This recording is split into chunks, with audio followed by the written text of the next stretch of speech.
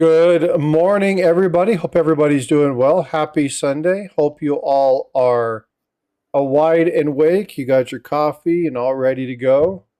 Farm Dog, good morning, sir. Got your package right here, ready to go out. I've got these. They just got to be dropped into the mail. AZ Coins, good day, sir. Hope you're doing well. Siren, thank you so much for throwing those links in there. Let me pin those. Appreciate you dropping that stuff for me. Uh, Pin, come on, pin. Where are you? Here we go. All right, so those two are pins now. I think appreciate you doing that.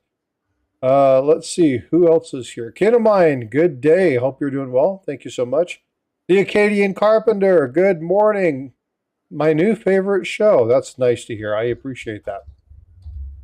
Today we're going to do a couple things. I've got a couple packages here that I've waited to open because I want you guys to see them. So I'm going to show you those. But I also have, we're going to be showing, Eric has a bunch of coins that he is waiting to attribute. He's trying to get some stuff done. And we're going to be showing those. We're going to be talking about those, and we're going to be looking at some of the varieties.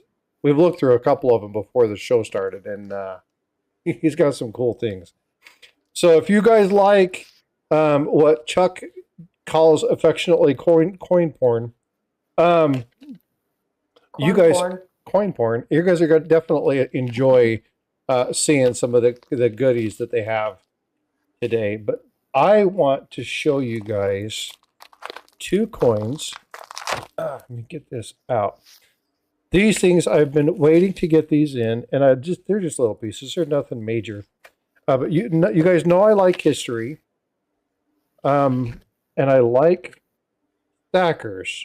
And I got this in, I really like this piece.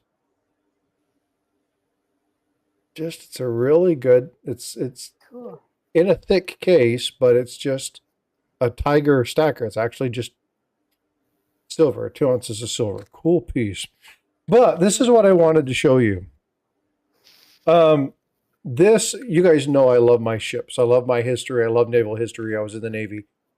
And I got this. Oregon Stacker reached out to me and said, do you know anything about this? And I'm like, hell yeah, I know who he is.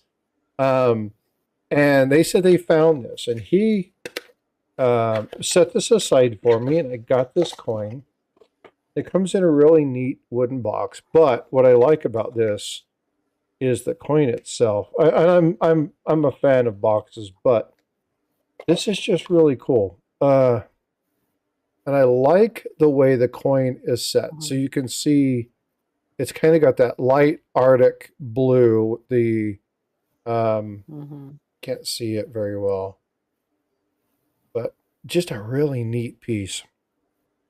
You got the ship in the background. You got his profile, and then it talks about his adventures going through the Arctic, and so, excuse me, the Antarctic, because he explored that area down there. So, really cool piece. So, I just wanted to say thanks to Oregon for keeping me in mind and setting that aside for me when he found it, because he was like, Frosty, I know that you love this stuff. So, another item to my ship collection. So, I just wanted to share that with you all. So, fun stuff. Good morning, everybody. Happy Sunday. Yes, Yak, it is very proofy. Pedro, what's going on, brother? Hope you're doing well. Good morning, everybody. Did you get some rest after yesterday's events? Me? I was talking to Pedro. Yeah. And well, did you get some rest after yesterday's events? Yeah, I had to go to Joanne Fabrics. I don't know how many people have wives that sew or spouses that sew. Oh, you were saying that. Closing like 80% of the stores. Yeah, you were saying we had to go walk through that, and oh Lord. Was it an adventure? It was, and we didn't buy much because the prices were higher than they were even with the sale. So we'll go next week probably and try to redo it and see if they're getting desperate yet.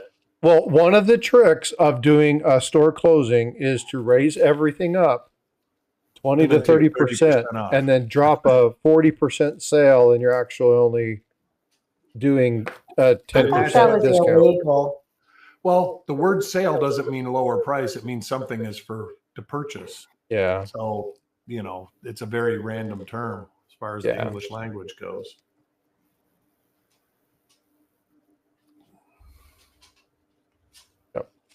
So, but yeah, what they can't do is they can't say that it's a liquid. The other one is liquidation sales.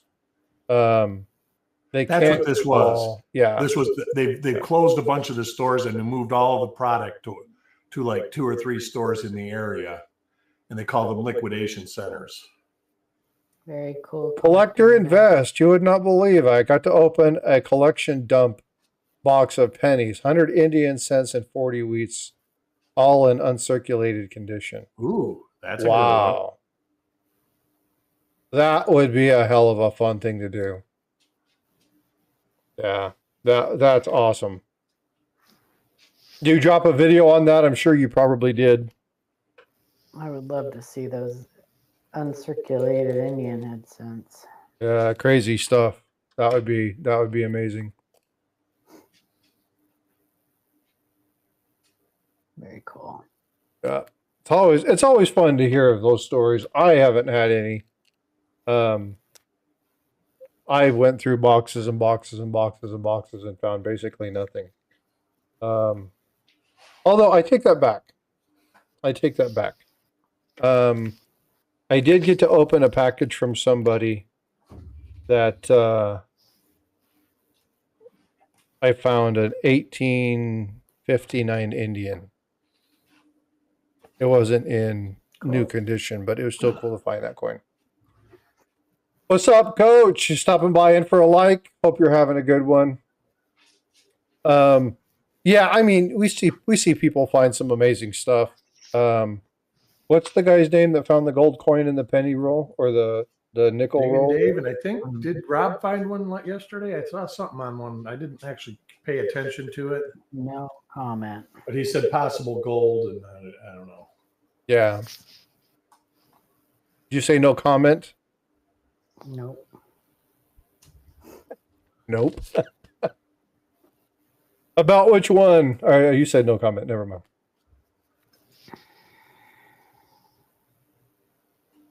Oh, I got to open this one. So, do you guys know who Florida Metal Detecting is? Mm-mm. You ever heard that name?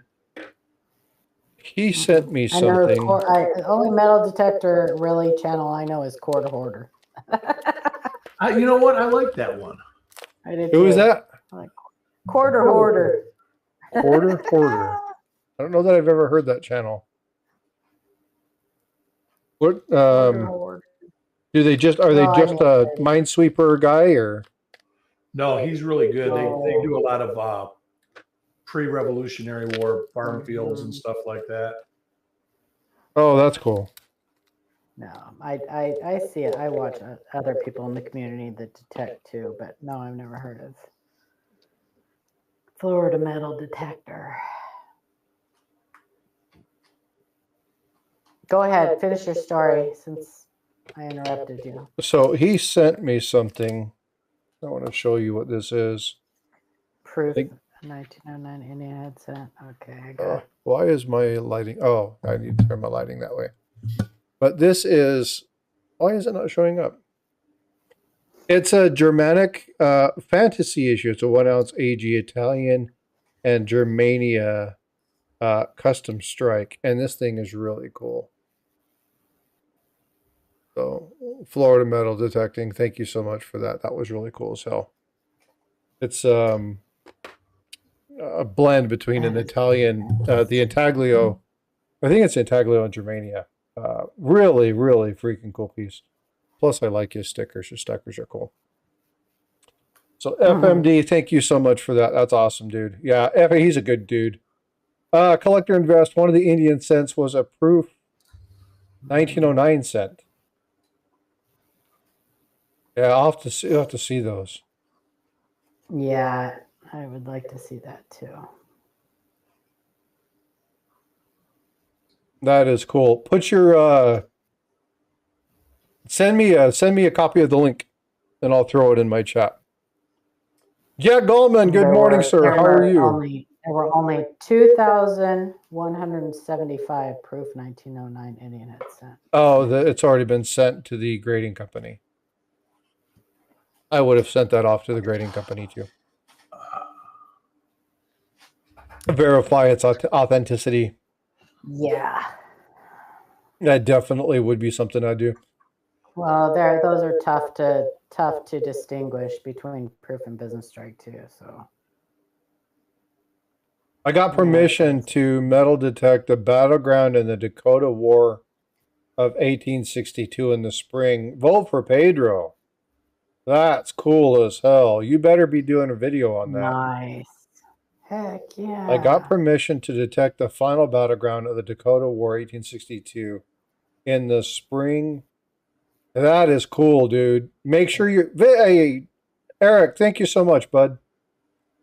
5 gifted memberships. Chad Brookman, Reggie Neighbors, Mike for Democracy, B.H. Ringer, and Jay Tizzo. You know, that dude's he's no good at trivia. Anyway, sorry, I had to. Yeah. Thanks, Eric. Appreciate the gifted memberships. Pedro, I have a question for you.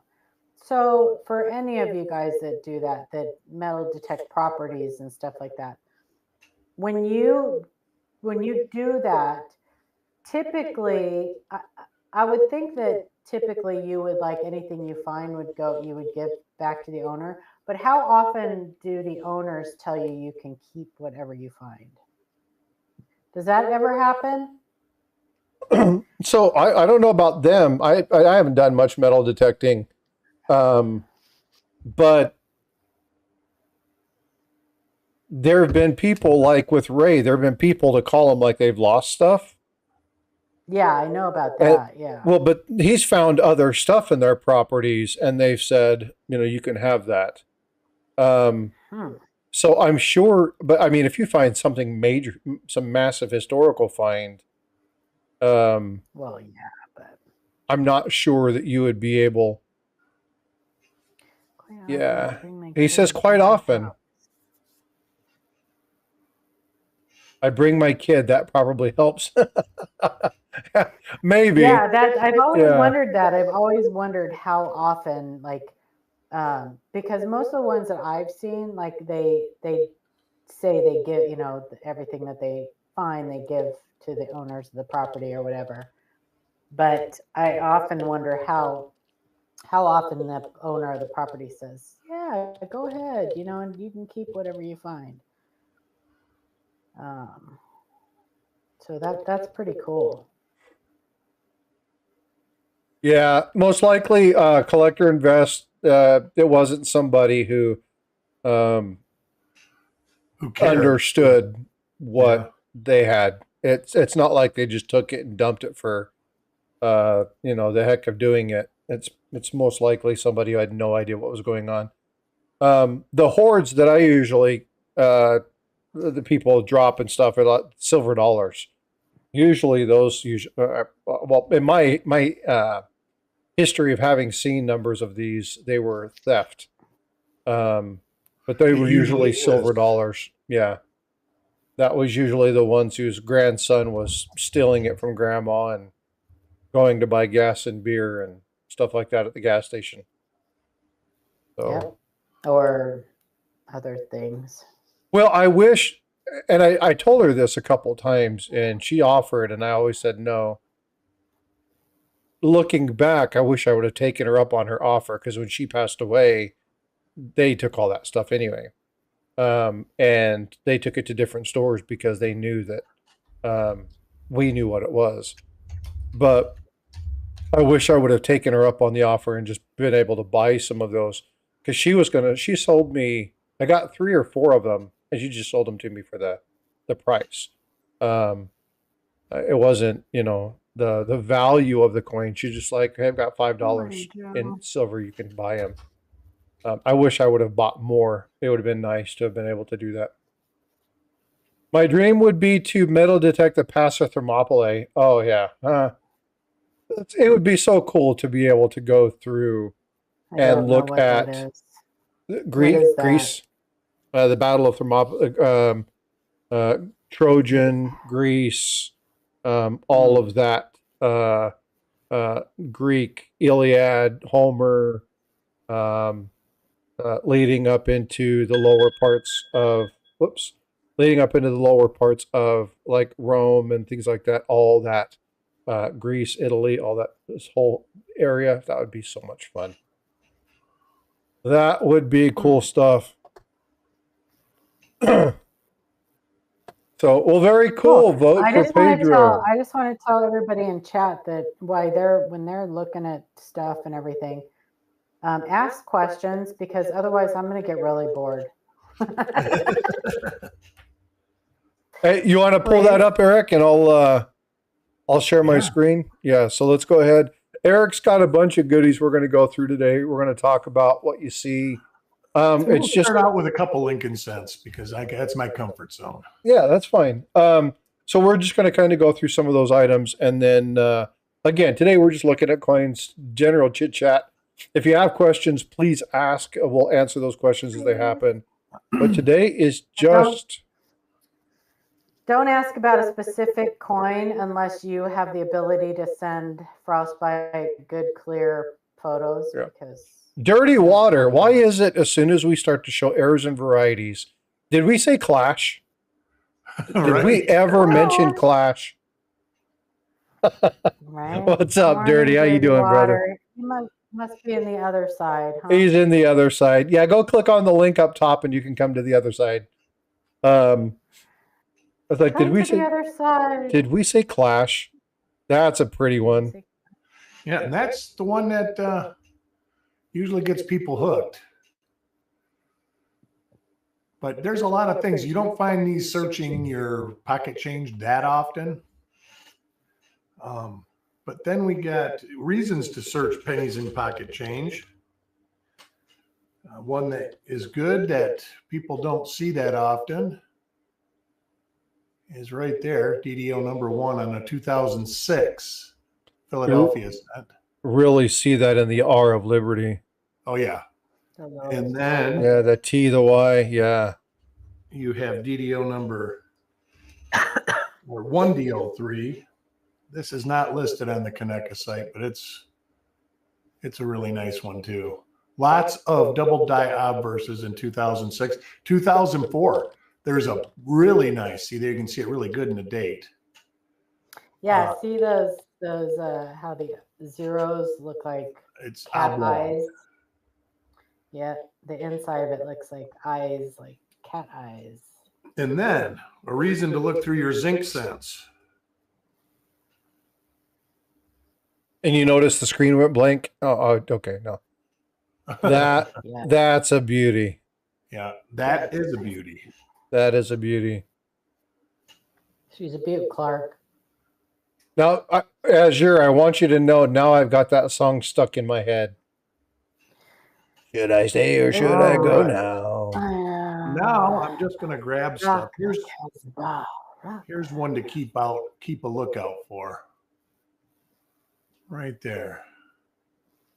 And that is a 1987 Roosevelt dime. These can be found in mint sets. So if you got a 1987 mint set, RPM number 1. Everybody seeing that all right? If you guys don't see something, let me know. Dirty Water says he wants that 2014 in his collection. Yeah, don't we all? Dirty Water. You can just buy a roll of mixed scents and you'll find one.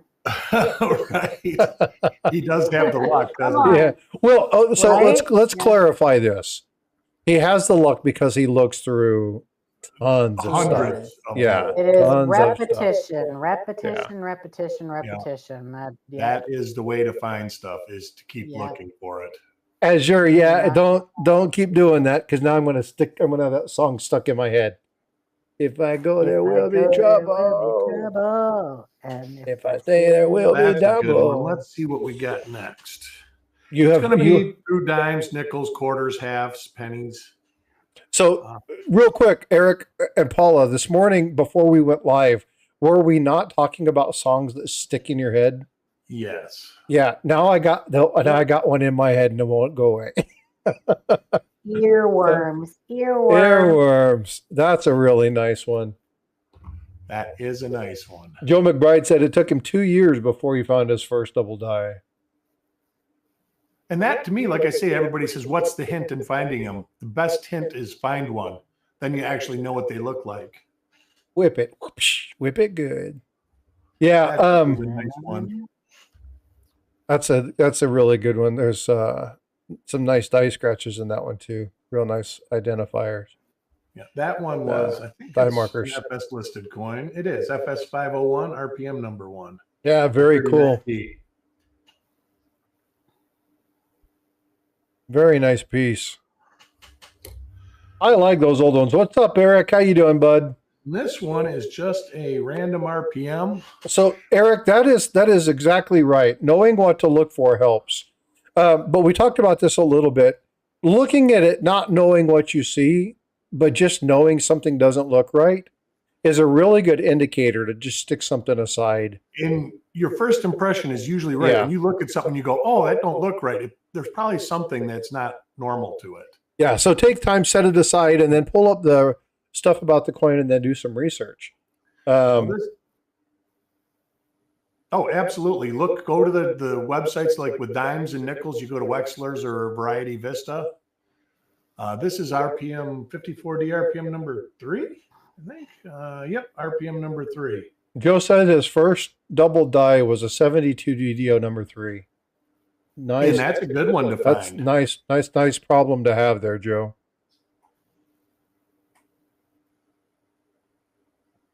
They're still singing. Vote for Rock the Pedro. Casbah. They're all singing Rock the Casbah. On the All right, track. here's Yeah. something. This is not listed, but it is an RPM, a 49D Franklin. Franklin. Yeah. Minor. A lot of people would say this is minor, but it is a 49D Franklin. Did you hear that Benjamin Franklin created the door knocker? No. Yep, won a Nobel Prize. Oh my gosh. And most of these, so you know, were my picks at the fun show last July. Nice. And this is always a good one. O over S. Yep.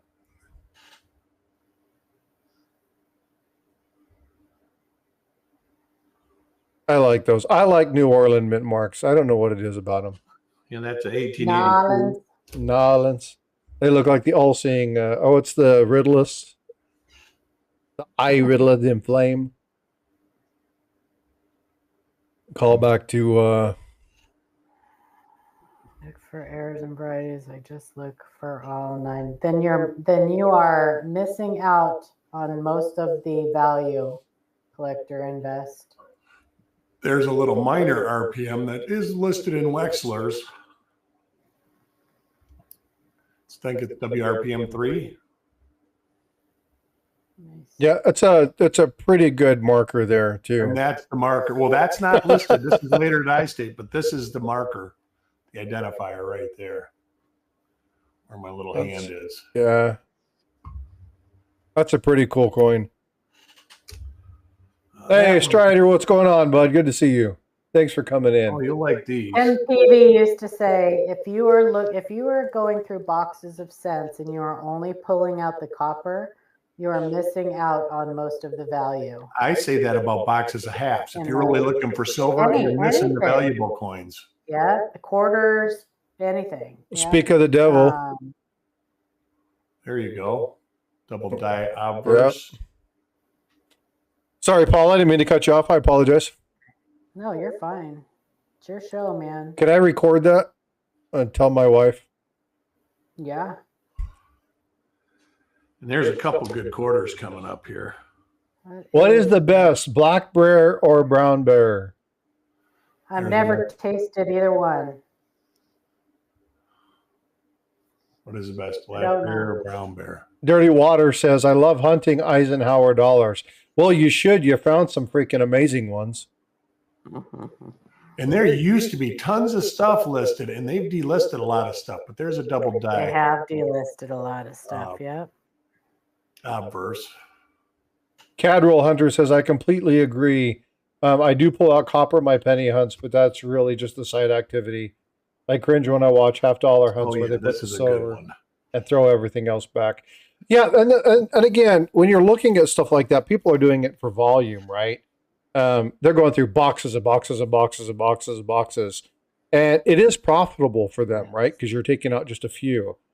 The problem is people like Errors and Varieties, when you see stuff like this that's on the screen right now. Yeah, this is a crazy one. And they go for way more than the silver ever will. Oh, yes. A tripled die obverse. It's FS 101. Not to say that everybody has to become an error variety researcher, but at least find some of your most common ones and make sure you're looking for them, like the 64, the 74, 60, 69.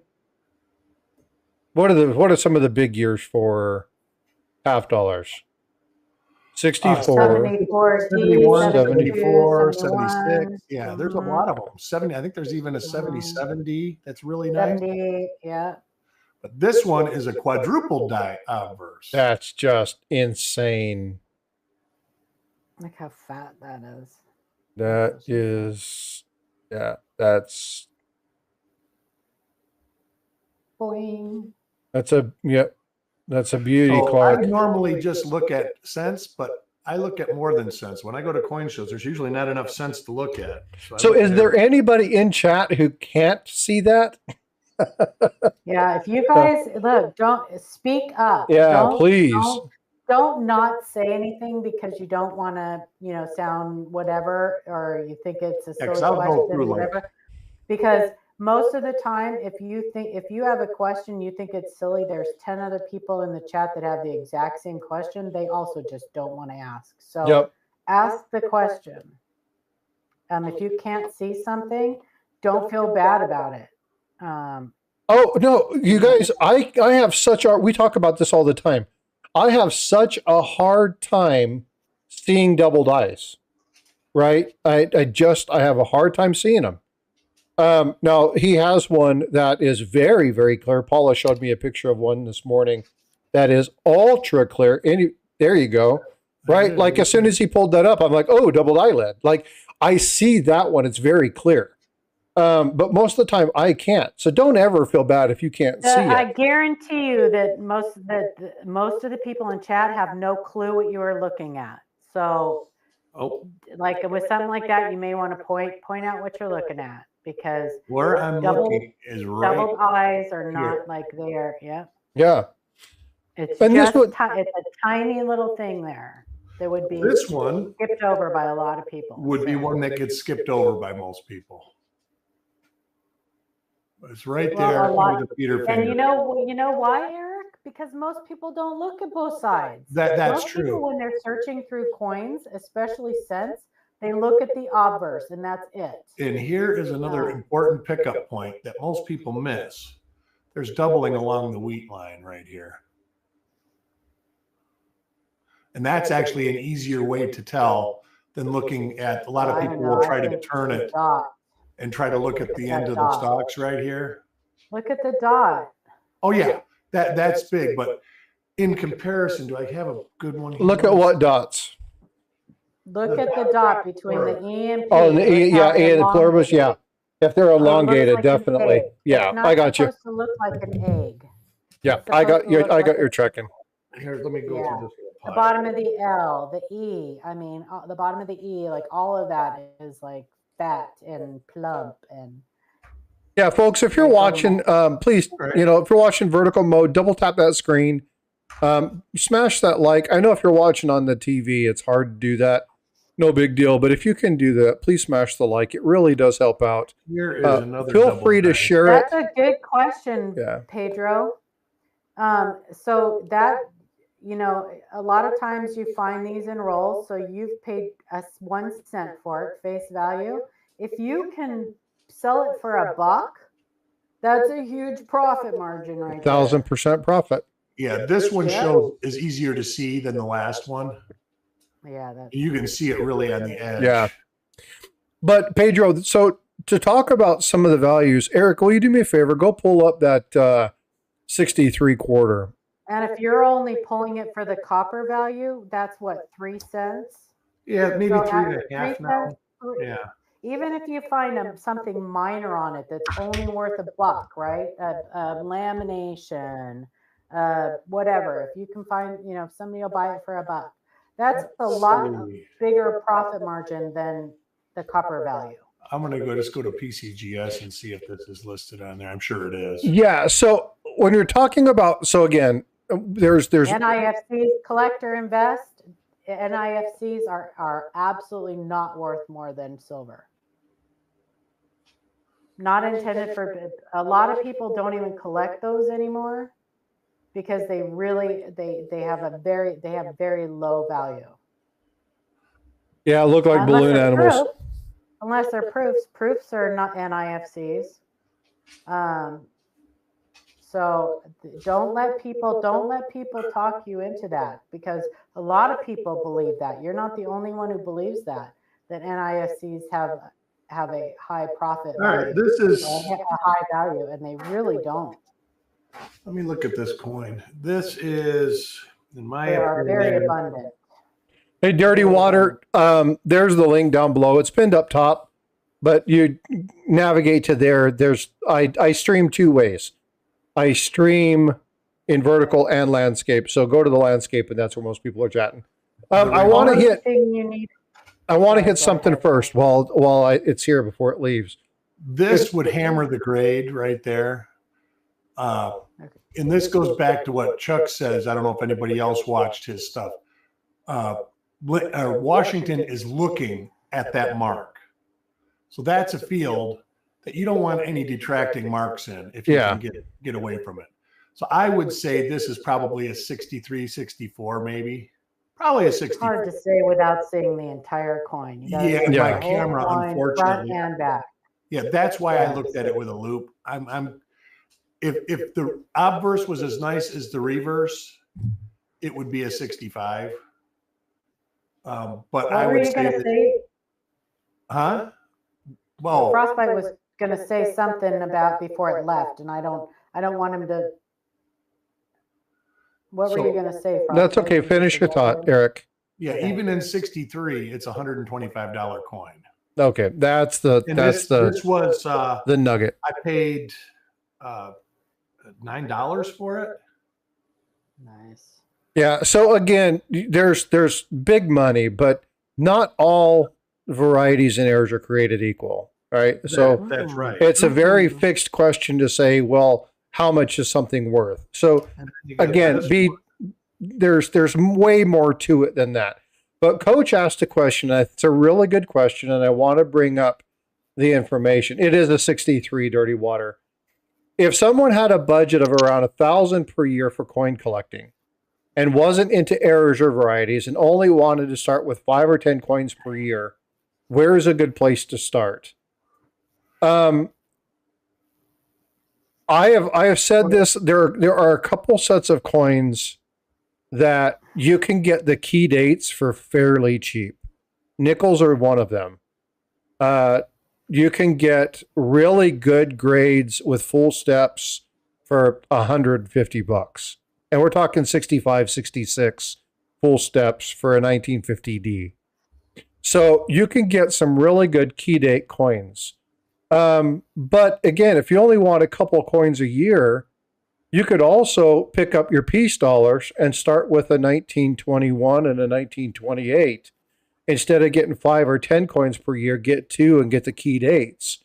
And then from there, start working on the other ones, because in year 1, you get the 2 key dates, but in year 2, you finish the rest of your book. Yeah, you can't go wrong. What's the intention? My first question to you, though, is what's the intention for your collection? Are you doing it because you want something for your kids in the future to have, that's something that'll retain its value, or are you doing it just because you love the coins? And because if that's the case, then you need to buy what you like. Right. Yeah. If you're a weirdo like me, you just buy what you see. Buy what you like. I mean, if Yeah. you love the peace dollars, then buy the peace dollars. If that's not your jam, if you like the commemoratives, then buy commemoratives. If it isn't apparent already, you can tell what I like. If you like gold, buy gold. If you like silver, buy silver. I mean, Yeah, Here's one. but again, when you're talking about collecting, if you're looking at collecting sets, there are coins that if, and this is my opinion, you guys take it and leave it, whatever you guys want to do. But and I've done this the hard way, where I've collected the entire freaking book, and now I'm stuck with 2 gaps in my book because I don't have the key date. Exactly, Cad. And so it's like, look, I mean, it happens, okay? But if I was to start and knowing what I know now and looking at certain things, I would buy that key date coin. If I had $1,000 budget and I'm like, look, I can get 2 key date coins, or I can get 3 or 4 coins this year, I'm going to buy my 2 key date peace dollars, or I'm going to go buy some of the highest grade. We were just talking just a moment ago.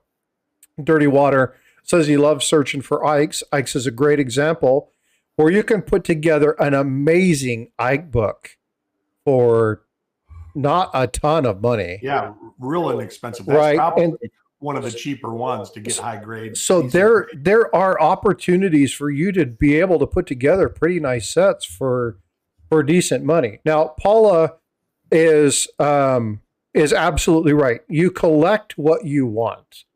There are people who enjoy ejection doubling, right? That people like to do that. She likes elongated scents. Okay. So collect what you want ultimately, but if you're looking at trying to start something and start a book or do things like that, find those sets that you like and find a grade. I think this is probably one of my most important pieces that I had to understand when putting books together. I wanted to create a really nice book of seededs, right? I'm looking at these, trying to find the prices. And as I was doing this, I was like, I'm never going to be able to get AU coins in some of these because they're $30,000 coins. What grade am I going to be acceptable with? And so you have to set, I'm okay with getting just any kind of coin for this particular one, like my typeset book. I wanted to fill my typeset book. No big deal. But I want to increase them each time because I would like everything to be 63, 64, 65 in this book, knowing that there's some coins in this book that I will never have in that grade. And I'm fine with XF, right? So make sure you understand when you're looking at sets and you're like, I'm going to do a 65 Benji. Well, great. You can probably do that, but it's going to cost you some money. Whereas if you're going to do seated quarters or standing liberty quarters and you want to do it in 63, you got a couple coins in there that are 105,000. So beware. So again, manage your expectation very wisely. That would be some of the best suggestions I could give when trying to put something together.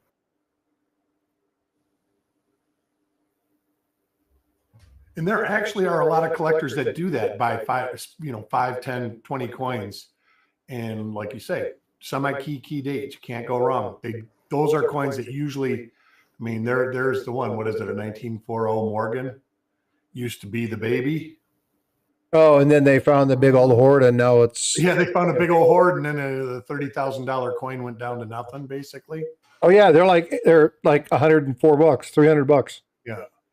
Yeah, sad stuff. Those are rare, though. That stuff doesn't happen a lot. And they're actually still rare, but they're just not... It used to be, 3 or 4 coins known at one point. But yeah, this one here is minor, FS listed. But yeah, these were all pickups. So these coins are out there. Doubling on the eye. Never really actually noticed that before. You just have to, I guess, like I say, the key is once you find one, they become really easy, a lot easier to find. You got really quiet, Paula. You still there? Uh-oh. Yeah. Oh, I thought one of the But babies was up. oh, I don't know if they're up or not. I don't know. I got All my right. little This one's earbud kind in. of hard to see. No, I'm still looking. I'm just watching the chat, looking at the chat. But right there is the spine of the D. And there's a little bit here and a little bit here of the curves. And some of these are better than others. Keep in mind, don't worry. Don't worry too much about the 82 cents. There's some really nice varieties in those in the 82 cents, but and you'd have a much better chance of finding one of those than you would. Don't worry too much about your 82 trying to find the 82D small date copper. Small date zinc double die reverse. That Chuck's is discovery. kicking. It's valuable. It's a great money coin, and it's actually realistic. Yeah, that's Chuck discovery. That's a D So- over D South. Do me a favor. Is that on copper coins? It is. Let me pull that up and we can share that. Variety Vista, you can look on Variety Vista too. I think it is on Variety Vista too. Yeah. Update my books. Key dates. Yeah, I just want to tell. So collector invest. I'm sure you probably already know this, but mintage is just one factor when it comes to value, and Yeah, it look really at, is not even one of the key factors. Look at some of the gold dollars. Mintages is not even one of the key factors in determining value. Yep. Aren't some of those at like That 200,000 or something like that? Hold on, say that I mean, again. There's some with very low. The gold mintage, dollars, the innovation dollars, the ones. like, yeah, and I mean the Sacagaweas, When they quit putting them in Susan B. Anthony's, circulation, the there was no 81, reason to make Susan them. B. Anthony. They make them for the sets and for the Susan, rolls. yeah, Susan B. Anthony's another one where you can find that wide rim, narrow rim for fairly good price. And you can get a collection of really nice. The Now, U.S. the Mint proof puts ones- out. Go ahead, Paula. The U.S. Mint puts out rolls and bags. The U.S. Mint puts out rolls and bags of Kennedy half dollars every year, and no year do they ever sell out. So just so you know, and not every year of the Kennedy half dollars are NIFCs. I don't think they've been NIFC From since like 21 now, 2002 have on. they? And I think that 2018, I think. I know that they've made a plethora of them 20, the last few years. yeah. Is this the one you're talking about, Eric? And well, yeah, the last 2 years. That is The DDR DDR. number one. Oh, DDR. There is a really nice No, yeah, go to 1982p, DDR. and it's 1982p. Not 82. It's a large date, right? Yeah. Oh, that's 82p. Sorry. Yeah, You it's said a small Philadelphia. date. I marked it as Denver. No, There's I'm one talking about right the there. DDO. Their DDO is nice. That's Yeah, those are large copper. dates. Yeah, and that coin's probably near $100 in really great condition. What's the what is it again? A 1DR001. So right there. Right there. Yep.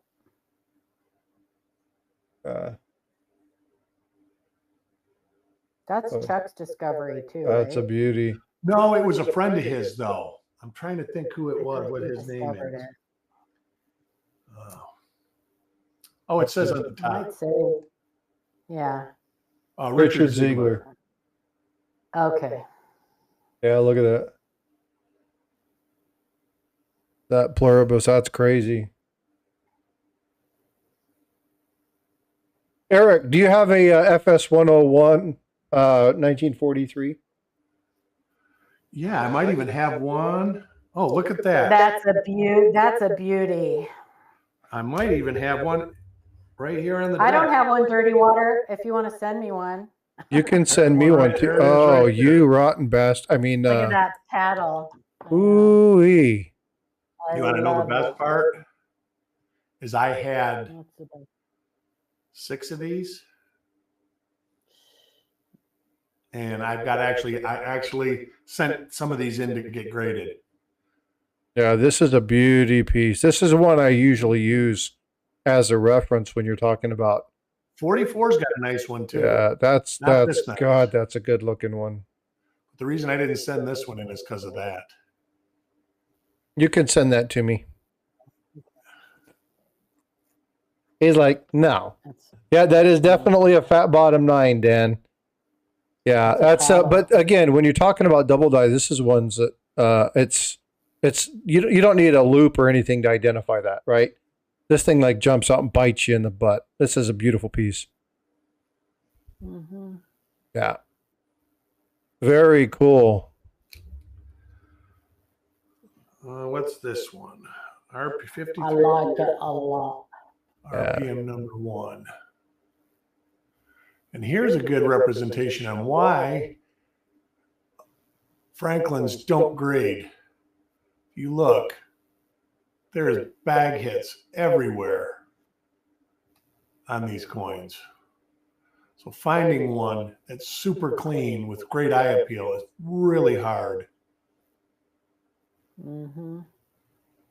But that's just a real minor RPM, and I do believe that's a FS listed coin there, which kind of amazes me. But this one is one of my favorites.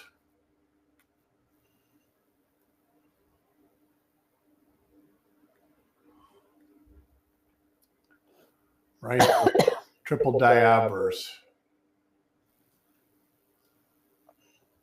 Yeah, see those things. It's just amazing to look at some of these. That is just crazy. I mean, yeah, that's cool stuff. And this was in a box. I can't tell you how much I paid. There's no price on it, but I bet you it wasn't much over melt. This was in somebody's box at a show. It's a hell of a cherry pick. Well, that's the one guy at the last show. He says, I don't appreciate being cherry picked. I says, I don't think that's a actual problem with me. He says, why is that? I says, because the next time you see this coin in circulate or at a show, I'll be dead. Because I don't get rid of it. Hey, what's up? Chatter. Chatter on halves, that's for sure. Yeah. All right, that's that little box of coins. Let me find this one. This is all nickel, I think. A decent USB camera. Oh, you know what? How much magnification should I be looking Let me look through this for? one. So, Pedro, errors or variety? All right, here's a FS listed coin. Hold on just a second, Eric. Okay, yeah. So I'm say that. going through finding a couple You more. you want to be able to see them with like a 10x loop. But if you're looking for like a microscope, you know, you're going to have much more powerful magnification, and it depends on how minor the variety is. I mean, if you want to only look for the major, like easily seen varieties, then you should be able to see them with the 10x. But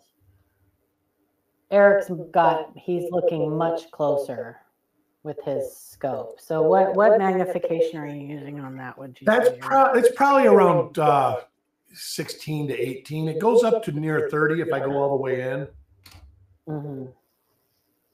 So there you go. Easy find there. I'm going through here. But the scope Eric has is a pricey little devil. So just be aware that quality matters when you're looking at optics. The same thing goes for your loop. Make sure you find a loop with good optics.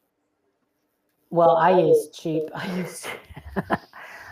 have a cheap loop and I have a cheap pluggable. I mean, I have a more expensive scope too, but actually I use my cheap pluggable more often than I do I use my more expensive scope if I want to see the full coin and take pictures.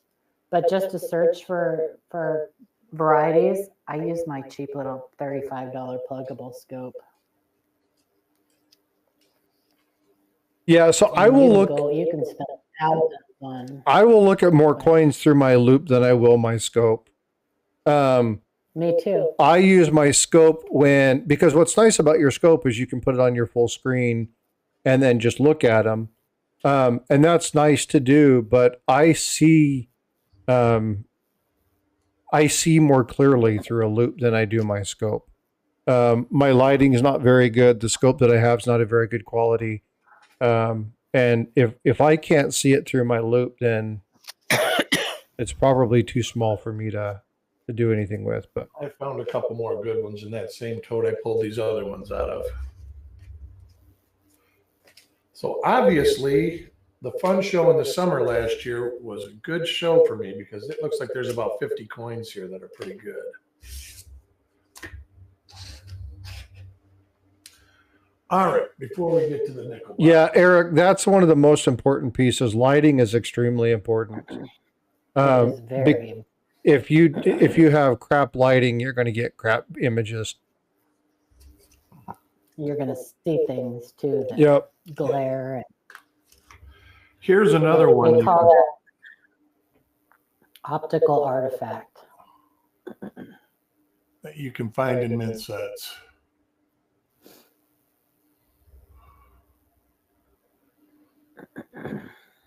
See, now that's probably over 20x right there. But a 71D, I think it is RPM number 3. And I think you can find RPM number 1 in mint sets also. So if you got a 71, no, the mint did not stop minting the cent Collector Invest. We don't know for sure yet. They have already this year produced 242,400,000 as of right now. We don't know. Next month will show us if they continued, if they still produced through February. All we know is that Trump mentioned something about ceasing the production. But even that, we don't know for sure if that's going to happen this year or what. So there hasn't been an executive order signed yet, contrary to what people are saying. There's no executive order signed yet. It was a statement made, and it kind of blew up. But you can go look through all of the executive orders that he has to this date signed, and there's not one signed yet. That's public record.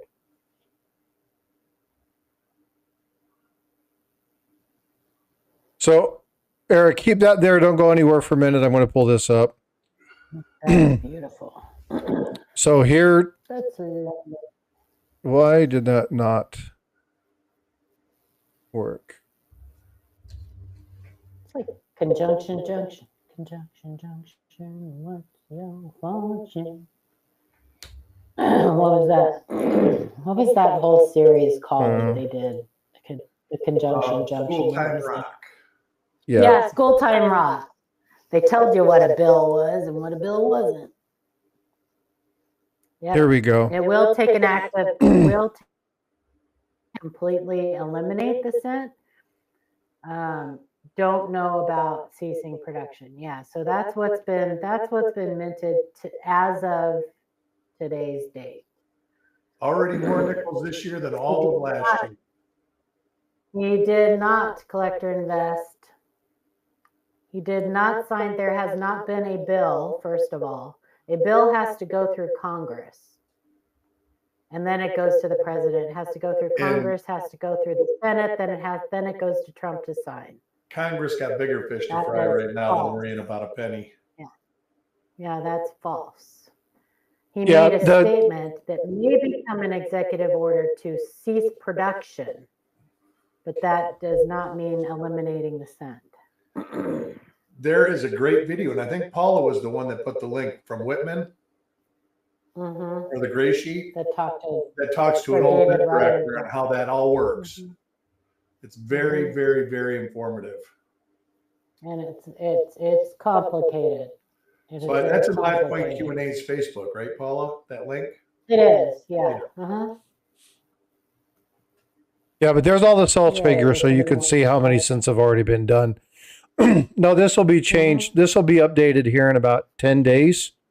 And we'll get new sales figures or new I do believe figures for the minting process for this. that you will see the mintage of coins across the board will be a little lower this year than on average. Probably. Can you get me back up, or do I have to? Nope, I got you. Probably because they're becoming more aware of it. Yep. The awareness is out there now, and so they don't. The Secretary of the Treasury, he's in charge of determining whether we actually need them and need more in circulation. And that goes back to what I'm about to say. When they flood the economy with cash or money, they have to take it back eventually when the economy starts getting better. And that's why 2008, 2009, the production was lower, is because the Great Recession was 2008. They were taking money back in 2009. So they only needed, the Fed Reserve says, we need this many coins. If they don't have them, they produce them. But if they don't need to produce them, they don't produce extras. But this coin right here. Which one do you want to see? I don't know. Eric, do you have a 1DO001 72? I do not. I have not come to the conclusion. I've not. Every time I see one, they want $500 for it, and I just cringe. And I've never. The only 72 DDOs I've ever found roll hunting are DDO 3, 3, 8. Yeah, the common ones. It's like there's 6. 3 or 4 of them. Yeah. Yeah. And 3 is the one you find the easiest, by all means. Yeah. 3 and 8, and 3 and 8 are very similar. Yeah. Mm-hmm. So very similar, but they're beautiful and they're fun to find. They are like the great double dies. So I searched a 71 roll. There's a 71 DDO. I mean, it's very reminiscent of the 72 DDO. 71. You got a DDO number 1? That's a good one. I do. I do. You picked it up about a year ago, right? Yeah. Yeah, I've only ever found, I think, DDO 3. I've never found one. I had to buy it. But now this one, I'm going to show next. This is one of the easier, nicer RPMs to find in the Roosevelt Dime series, and it's a 51D, and it's FS listed, and it's wonderful. A collector invest too. I just want to point out, I am not picking on you. I hope you don't think I'm picking on you. I think that, so there is so much bad information out there. Agree. Listen, you are not the only one who has heard some really bad information out there. There's tons of bad information out there. It's an issue that all of us here on the panel and many people in the chat who do kind of education about this stuff, we fight it constantly. So I hope you don't think I'm picking on you. And I don't blame you for thinking this stuff is true, because a lot of people think it's true. I just wanted to point that. Yeah. It sounds like I'm picking, and I'm not. I actually do trade and sell doubles and triples, but like when I go to a dealer table, there's some dealers that hate nothing more than think that you're buying a coin and going to make $100 off of them.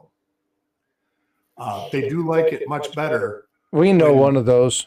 Yeah, you do like it much better when they know the coin's not going to go right from your pocket into somebody else's pocket. And if I don't have a copy, the thing is, when I go coin roll hunting or when I go cherry picking through a show, I buy everything that has a RPM or double die on it, no matter how minor or major it is. I don't discriminate, because time is money. So you don't have time to say, well, I don't know. So I just buy everything. Because you want to get at the table, look through their coins, and get away so he can get somebody else looking at his coins. Yeah, absolutely. Unless you're Adam Chambers. No, Adam does that. All day. He's kind of got like. I know he does, but he will sit at a table for hours. There's a couple dealers that I think have told Adam that he has to get up and leave. Really? Yeah. Well, there's one I know. That doesn't surprise me. Whether they did or not, there's one dealer I know that he goes to, because I go to the same dealer. Well,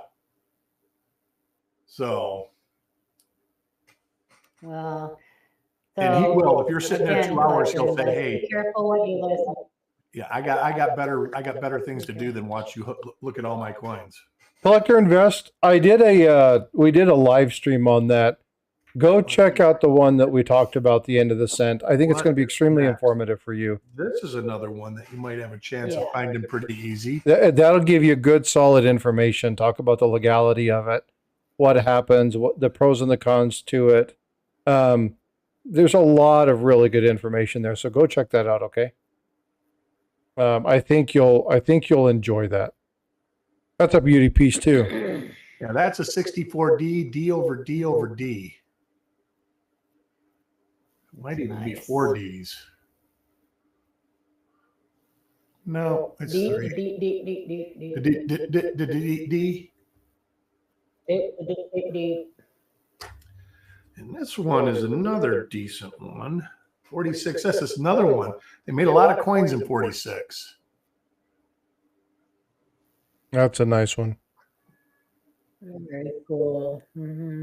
Clear as day. And there's another. People don't search dimes for some reason. Dimes seem to be the easiest thing to find. They're small. They're hard for me to see sometimes. I do it because of eye issues, not because I don't like dimes. There's a D over horizontal D, or what they're calling a horizontal D. It's actually a D over D over D again. Can see that not. That's a 59D. This is another. This one is double die reverse, and so it's FS502, FS802. There's the RPM. I'm not sure where the double die reverse is because there it is. Minor.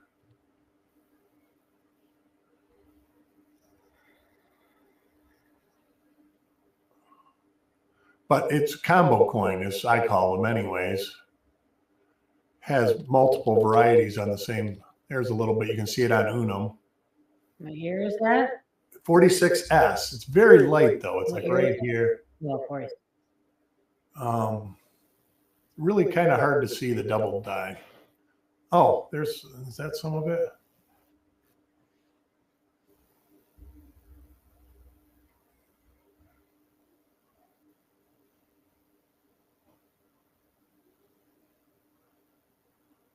I'll be back. I'm going to go grab some more coffee.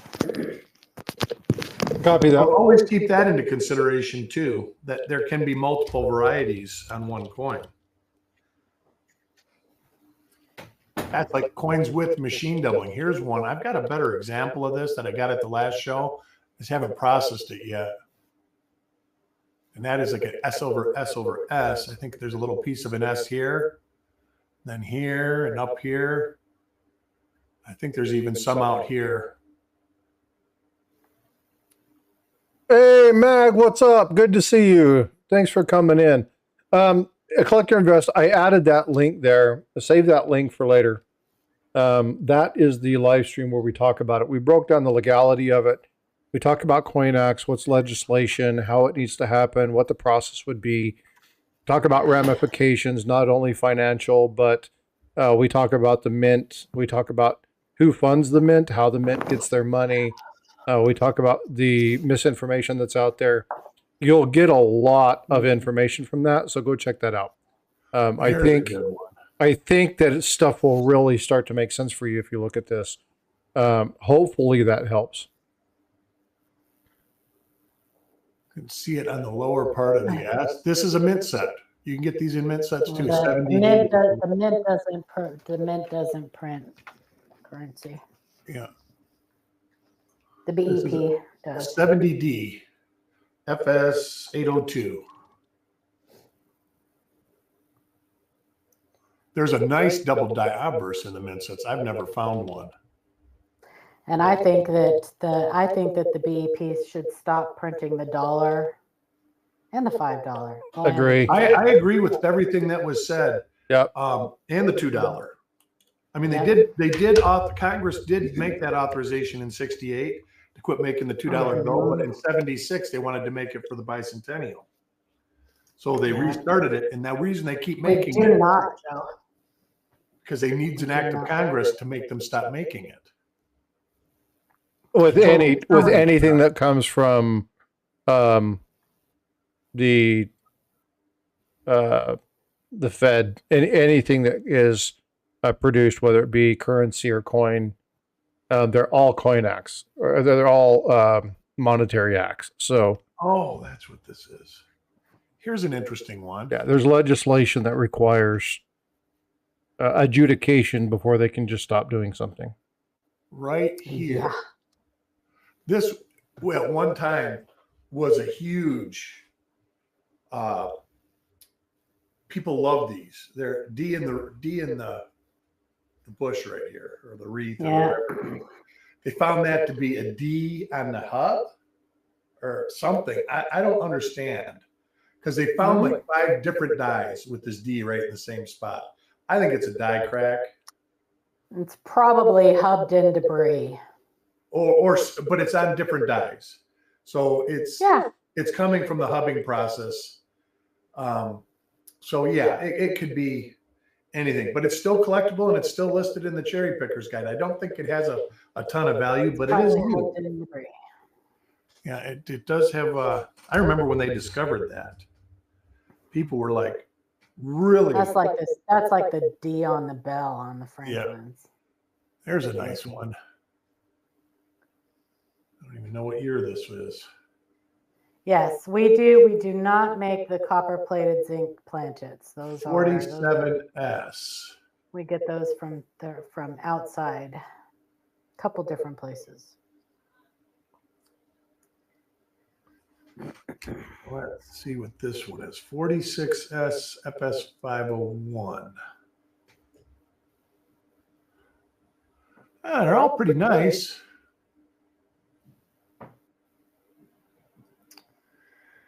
Oh boy. That's what I say. I got one here though that's coming up that after this one, this is a nice dime. 2 of them actually. There's some bad info being passed around in the chat, and I'm getting a little triggered. Sorry. I'm getting a little triggered. Great thing yesterday about there being 3 sides to a coin. Yep.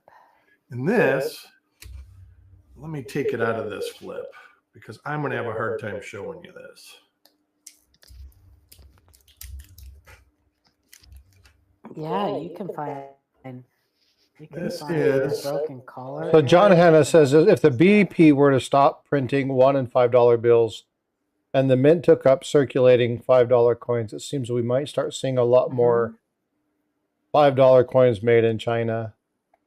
Well, again, so one thing that people need to understand about the currency, and again, this is. So we know what this is. You can look it up. We see a lot of counterfeit currency too. So. Yeah. So and I said this jokingly yesterday. It's true. It's an adage in China. The only thing in China that's not fake is your mother, because it's not. It's they have such a problem with counterfeiting that it's something that even folks in China state. That's like I was going to say, Cad Roll Hunter does some tuning hunts. Yeah. He finds them every hunt. Yeah. So the polar bear. It's going to happen again. When you look at counterfeit coins, they have an entire. Sorry, they have an entire mall in China that is. It's called the Fake Mall, an entire mall. Yeah, it's Every store a five-story building sells counterfeits. where everything in the store is counterfeit. Yeah.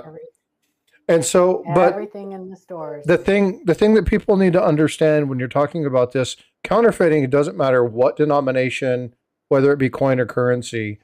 When you look at the information that is coming from China or Korea or India, or there's another one, and I can't remember the four top producers of counterfeit items.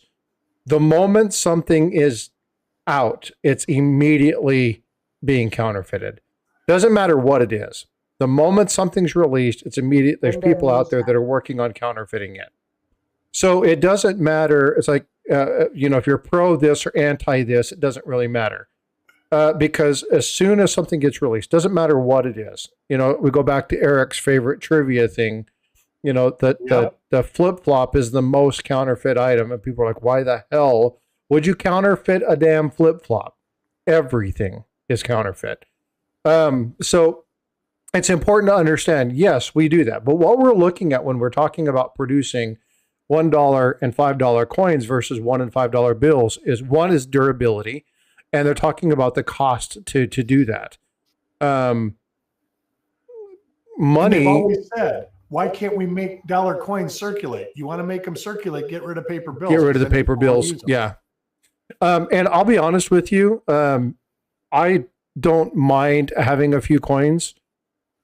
But talk about Cadroll Hunter and the Looney and the Toonies and the split bear claw, right? The camel toe, I think, is what they have affectionately nicknamed that thing. There are so many of them, they don't even bother trying to take them out of circulation. There was a guy, Cadroll Hunter, correct me if I'm wrong. I might have some of the information on this, but there was a guy in Canada who recently was in prison for bringing something like $40,000 worth of fake toonies from China and trying to put them into distribution. So again, they're major problems, right? They have major issues with it. There are so many coins in circulation in the U.S., but you talk about counterfeit bills. Here's a question, and I don't want Paula and Alibaba. There you go. I don't get a play. Yeah, so there are massive issues with this, and so. But I got a question for you, and I don't want Paula and Eric to answer this because we've talked about this quite a bit. The number one counterfeit bill in the United States is what bill?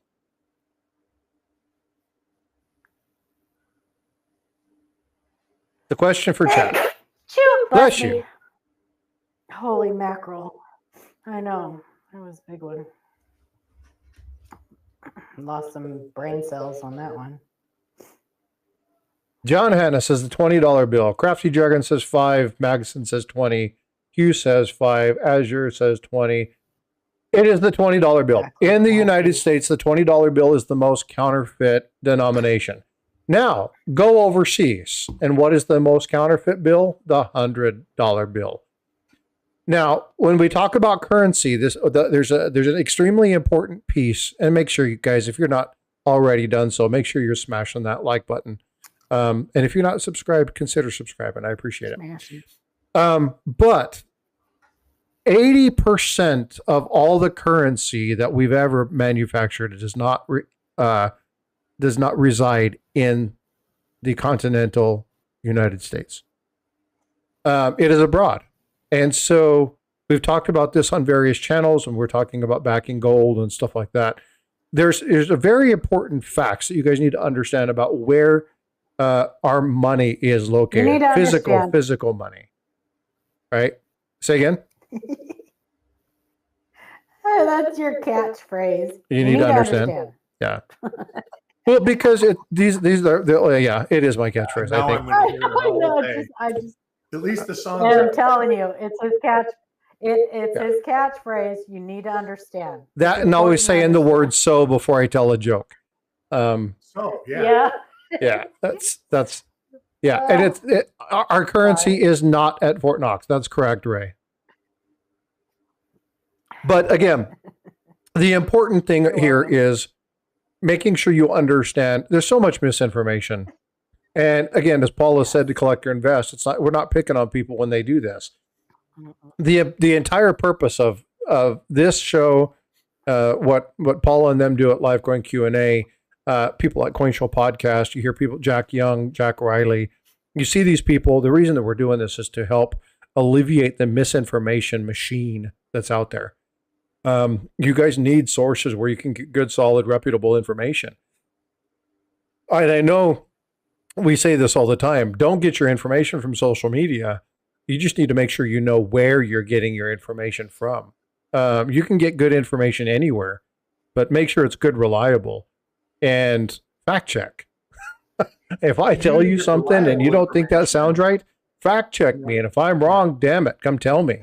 But be careful spouting something you heard in a media thing or from somebody who, hey, well, I heard my Uncle Tom say this, or heard my Aunt Barbara say this, or my cousin John said this. Be careful when you're doing that, because where did they get their information from, and are they involved in it? Are they invested in it? Coin, money, the hobby, this is what we do, right? So, not saying it's like that old telephone game, right? It's like the old telephone game, and it's actually happened in the media also, because so far all we really know is that Trump said something at 35,000 feet in the air on his way to the Super Bowl.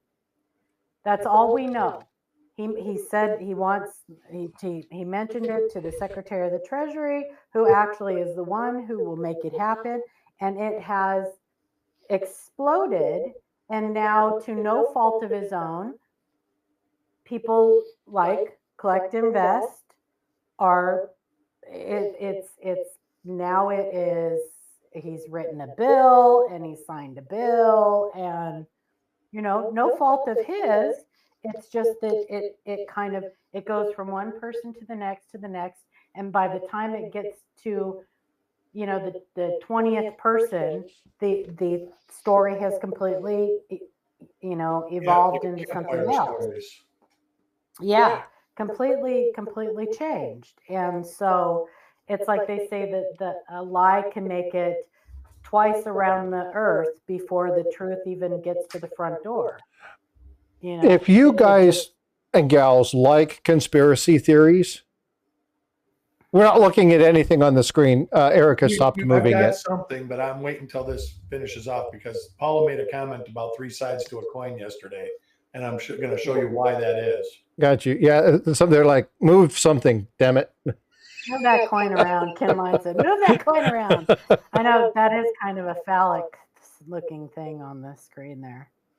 Well, it's a coin nobody likes, so. Yeah. Woo. It's the dollar, make you holla. This is the hard side to look at too. Sorry, guys. I know.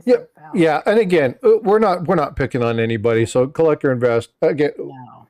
I want people to have good information. Paula wants people to have good information. There you go. Right there. Yeah. Oh. What we are looking at is the third side of a coin that is supposed to have edge lettering on it. And it doesn't. Has it been weighted off or no? No, it came from the No, that one's good. It's just missing the edge lettering. Yeah. The first error on. I've got 3 of those. I got the George Washington. George Washington's the most common. John Adams, and then I think there's another one. Thomas Jefferson. I think it's the first 3, because they used to put the edge lettering in the collar. No. Was it? They changed it. No, no. They never put. The only time the edge lettering is in the collar is on the proof strikes. Right. Well, what I'm saying is they changed it to where missing this in the future wouldn't have happened after the first year or something like that. I'm not even sure. It still does happen. I thought they took the edge lettering off the coin. No, it still happens. I guess it's just presidential coin. On the Native American series, the edge lettering's still there. On the presidential dollars, I believe the edge lettering is still there. I don't think that they've changed that. But as you see, this is circulation. I got this in change from a store. Mm-hmm. That's a cool thing to find and change from a store. You do have to watch out for circulation and for people intentionally doing it, because just like you can find quarters with no reading from being stuck in dryers or rotational devices, same goes for the edge lettering on dollar coins. Yeah. You can dollar coins are used most frequently in vending machines. That's in fact, that's probably the whole reason we have them, is because that's where that came from. Companies. Because there was, but just as the rating being worn off on quarters, the same thing can happen with the edge lettering. It's less common with edge lettering because edge lettering is in cues. So it really has to be severely worn to have the edge lettering be worn off. But it can happen, and people will file them. So you have to look for file marks. But yeah. Missing edge lettering is very cool. Doubled edge lettering. There are many reasons why you want to look at the third side of the coin.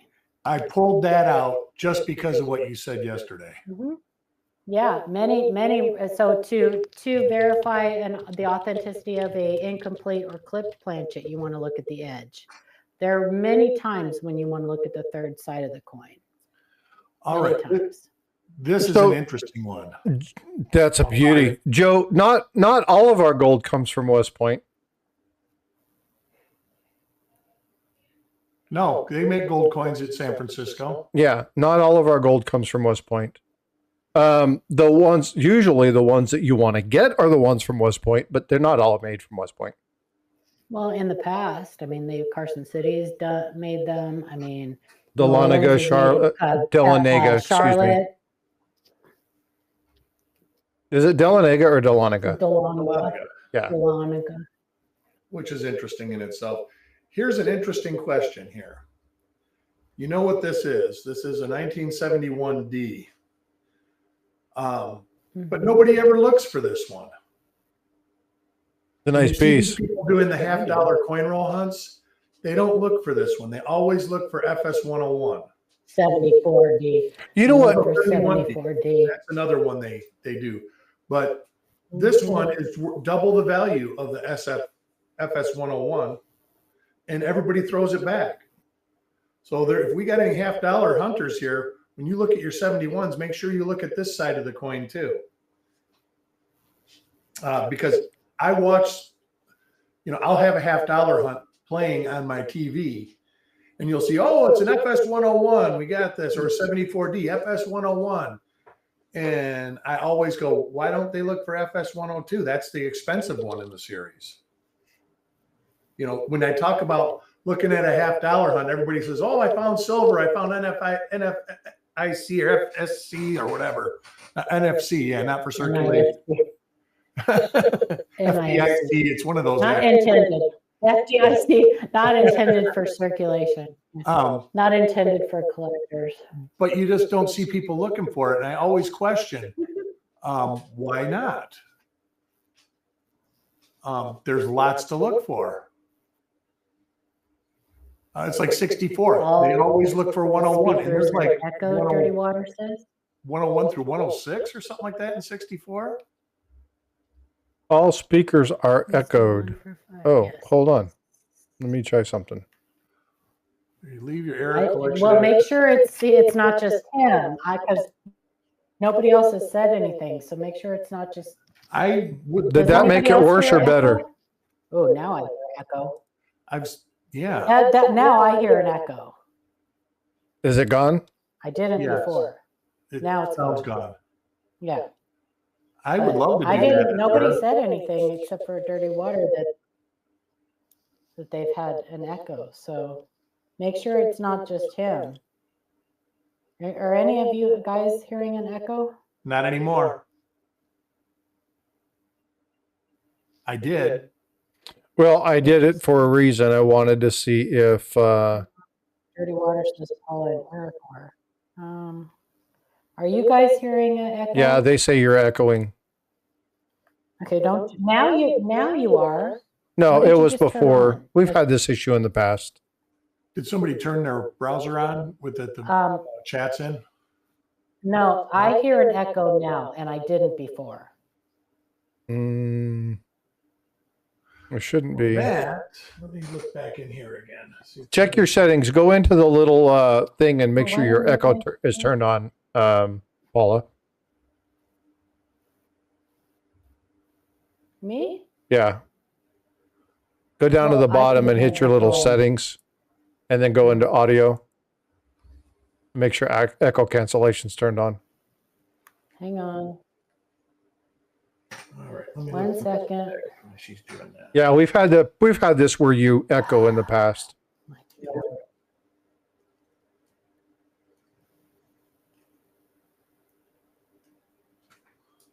My echo cancel on. It is on? Noise suppression is turned on. Yeah. Okay.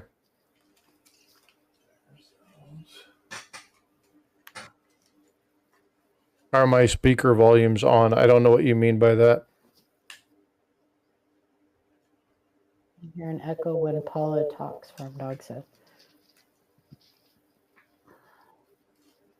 No, I'm glad you said something, Dirty Water. I don't know why nobody else said anything.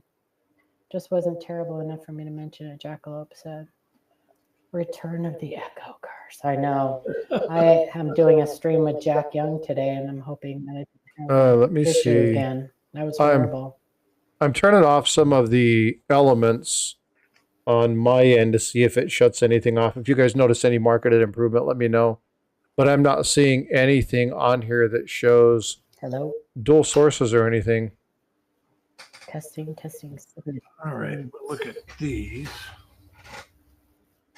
Paula's echo sounds hot. It's not really an echo. It's more like lower quality volume. Stop it, Azure.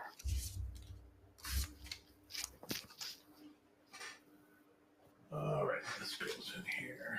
More like lower quality audio. It sounds better when you talk softly. Softly. I'm talking softly. Let me see your coin. Azure, like I'm heading over.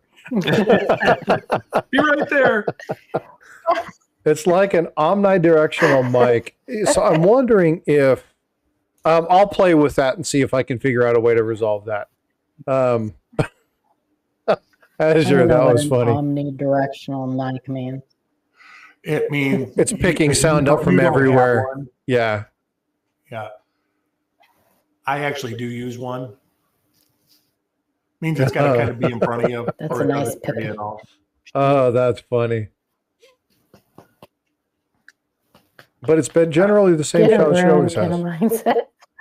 I wonder, Paula, do you have a headset with a mic with a microphone on it?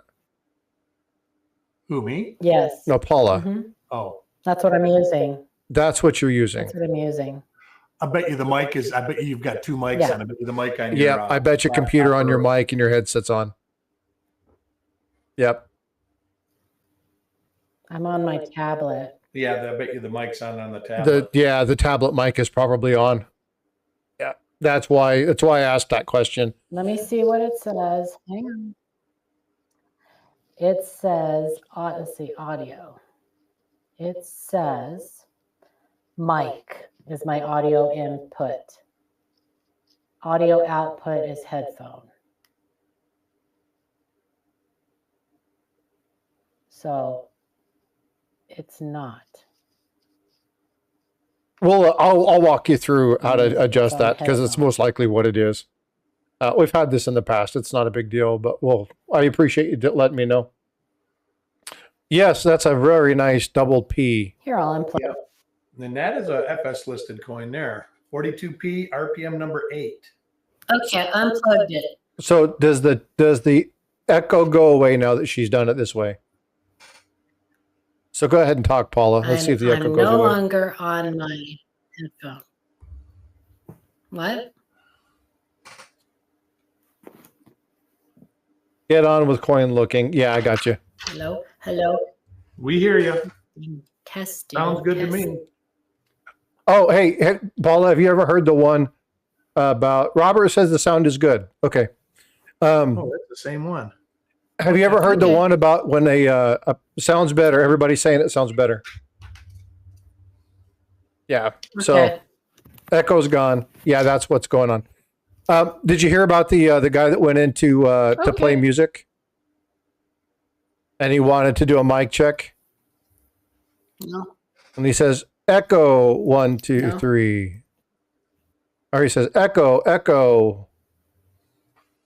Oh no, hold on. What is it? Now I can't even remember the damn joke. Oh, he's screwing up his own joke. That's what my dad used to do. Did screw up my own joke. I started reading chat, and I shouldn't have ever read chat when I started the joke. Now I just screwed up my own freaking joke. Some It's people are terrible. saying it's still echoed. Still echo. Kevin Some says people still are echo, saying still it's echo. echoed. Some people say it Some sounds people better. are saying it's gone. Yeah, I don't. I don't know. We'll figure it out. No big deal. We'll just continue. We've Whatever. only got a few minutes left anyway. But Yeah. Well, listen, if you guys, I think it'll be okay to record with Jack. I don't think I'll have that problem recording it. Maybe it might just be a live thing. maybe not. It might be Yeah, something, doesn't whatever. matter. Worst joke. Jackalope said worst joke ever. All right. But yeah, I kind of jacked that one up. That's People true. Oh my No. gosh, that's so funny. Worst joke ever. I am a war nickel lover. I love that. Everybody hates nickels, but I don't. I love war nickels.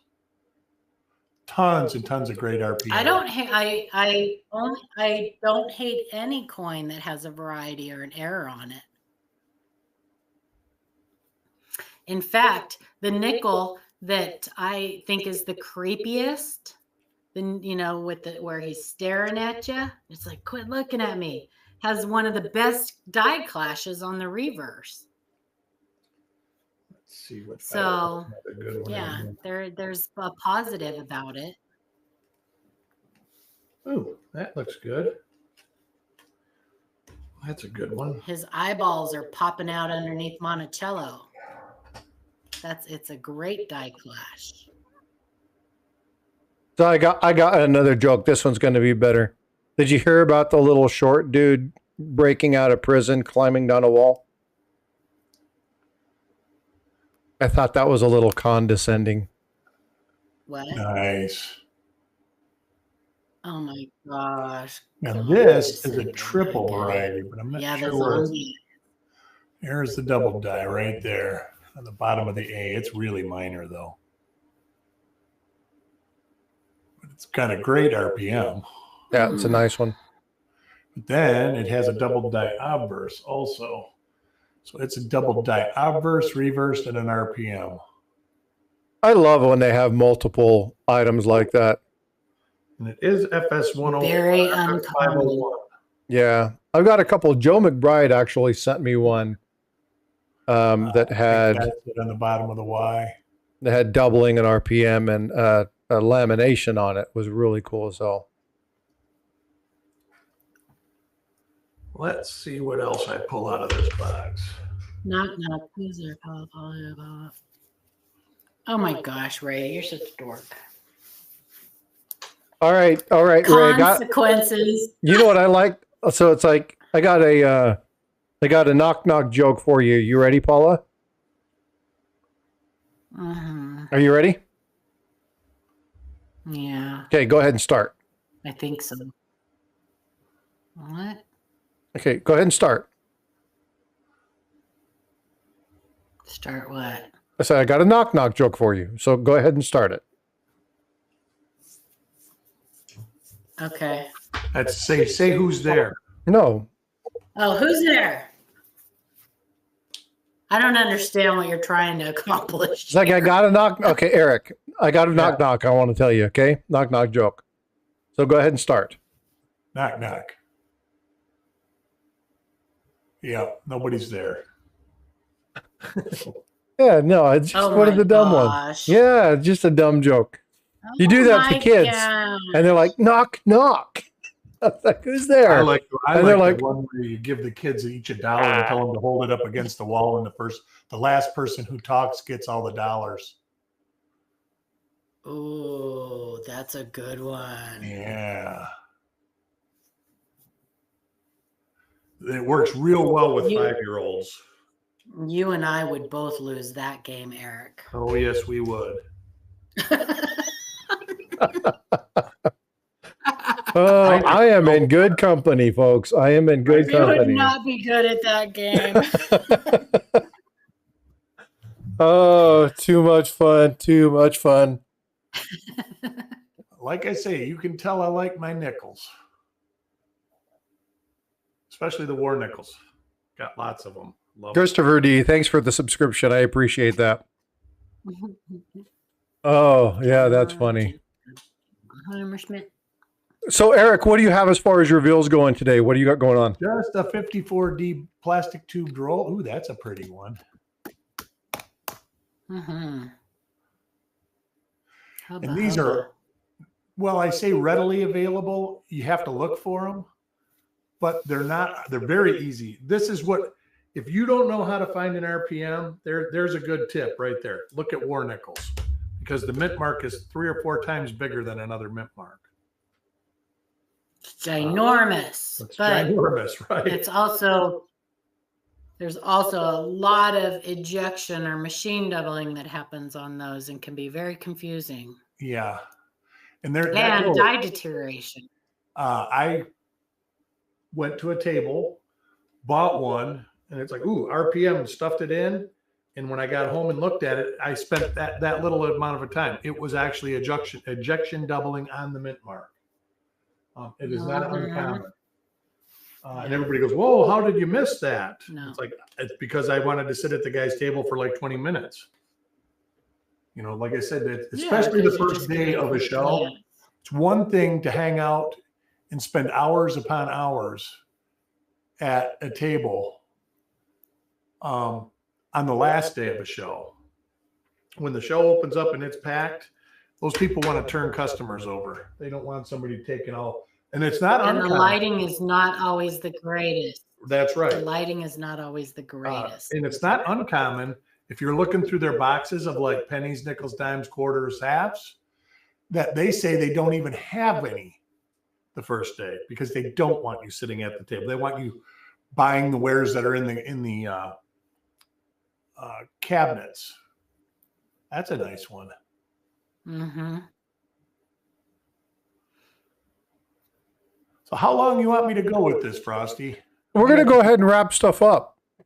Okay, sounds good. I got I got to get ready for another church. couple hundred nickels to go through, but maybe next week.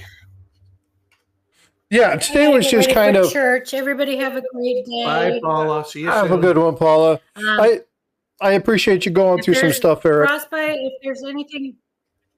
there's anything you want me to ask Jack about on the thing today, just email it to me.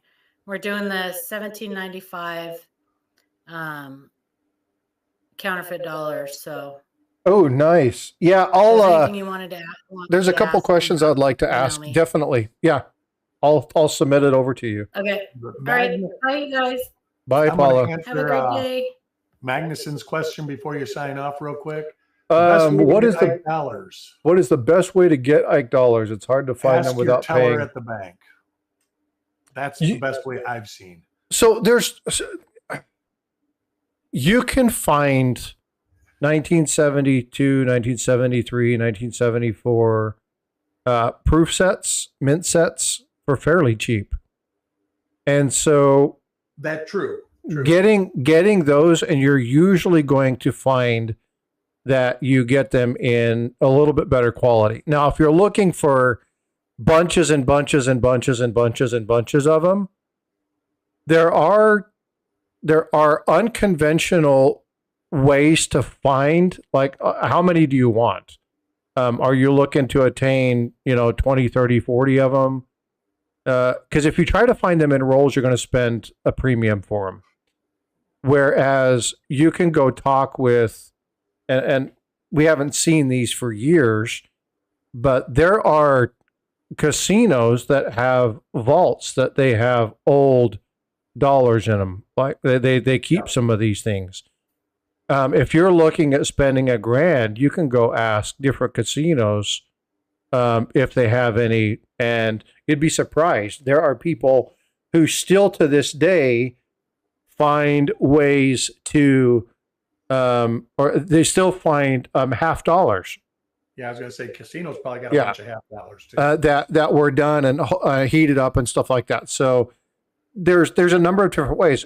You have to determine how many do you want. That's going to be the big one. Are you looking at having, what are they for? Right. So if you want really nice ones that you're going to put in a book, here, let me do something. I'm going to share my screen back. Let's put this here. I'm going to step away for just a second. I'm going to stop sharing this screen because I've got this, and this is, you can't see it very well. It's green. It's going to disappear. But I've got this Ike dollar set, and I've got all the Ikes, and it's really cool. Great condition coins. A majority of these came from working with people who were building quarter sets, or they were updating their dime books, or they were doing something. And so if you want, work with somebody else. Ringmaster Ray is in here. Me is in here. Talking with people like that. Find people who are looking to find certain coins and go in with them and get mint sets and proof sets. And then you discuss about, let's say, for instance, you want to find the 73 set of coins. In order to do that, you're going to have to come across 3 or 4 different sets to find the complete set of 73s. If you're looking at 76, you're going to have to find like 8 coins. And so find somebody who's trying to upgrade, let's say, their book, and they have this one. I just happened to be looking through these yesterday, so I have them both sitting right here. But let's say that I want to update my proof bicentennial quarter, right? And I'm looking for one. Well, you want to get the 76 that's in the proof, that's the 3 coin set. So work with somebody to buy that set and then split the cost with them and get the Ike dollar, and then let the person take the other 2, the half dollar and the quarter, right? So find people who are doing similar items and then work with them and trade back and forth. I've done this with me. I've done it with Ringmaster Ray. I've worked with some other people to get certain coins that I needed by just talking to them and finding out what's nice and what works. So there's different ways to do it. But mint sets and proof sets for Ikes, you can find some of those for fairly cheap and get really good looking coins. What were you going to say, Eric? No, I'm done. Okay. Going to get ready for my reveal at 1:30 or 1 o'clock probably. And besides that, I'm going to do some yard work today. But I will see everybody next week. I can't wait. All right. Sounds good, Eric. All right, talk to you later. See ya. Now, kin of mine just said, or Kevin said, he sent me an email. Hold on just a minute. Let me look at this and pull this up. Yeah, no problem, Mag. Happy to help.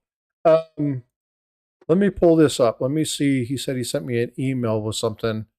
I didn't check my emails, so I need to get in here.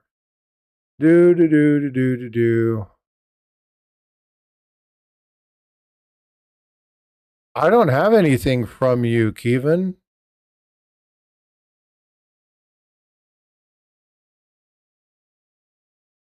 You sent me an email?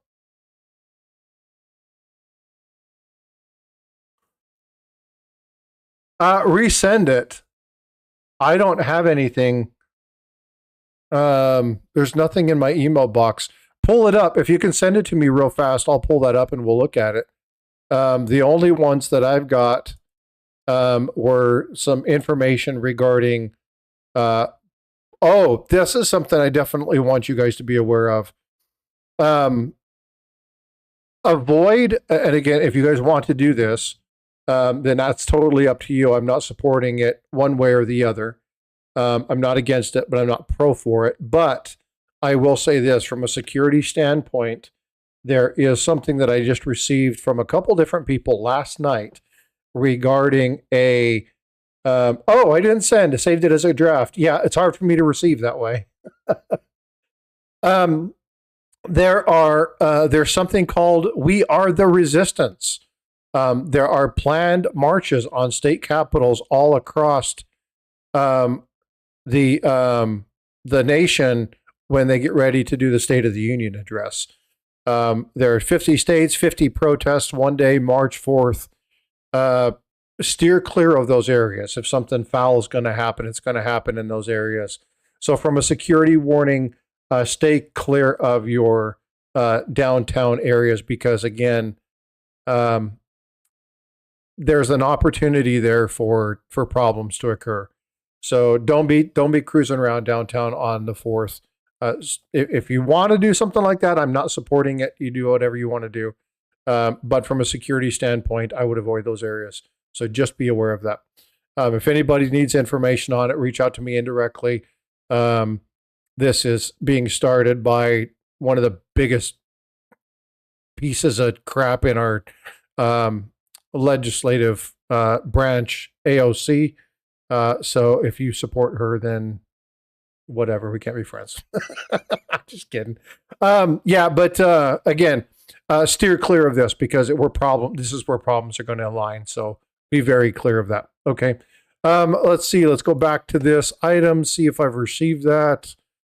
There we go, Kevin. Let's see what we got.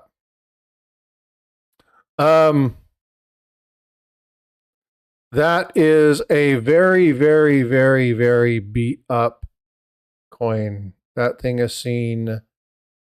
That's been beat the hell up. You can see all the pulp marking and everything on it. Lots of heavy strikes. The rim is really good. There might be something like struck through grease around that area, but that coin has definitely seen better days. Let me pull this up. Let me pull that. Hold on just a sec. Do.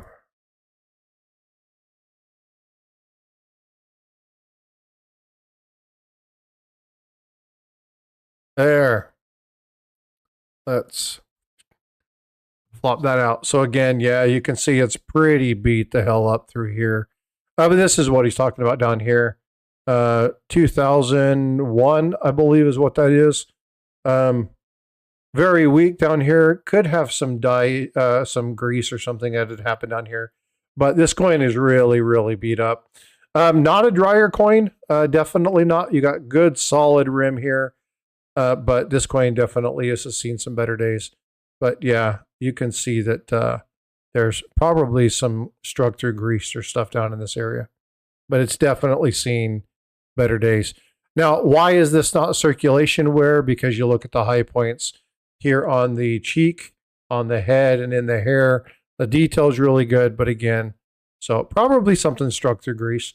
Send this to Paula for certain. She can validate and verify, but yeah. Fun stuff. Too bad it's not in better shape. It'd be really cool to have this in a little bit better shape, but fun find. All right. Well, cool. Thanks for sending that, Kevin. I appreciate that. Saw the number was gone, thought it was neat, and I kept it. Yeah.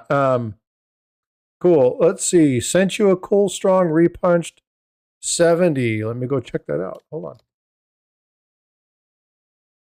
Oh, no, you're not supposed to close the email. Ding, ding. You're supposed to just minimize that one.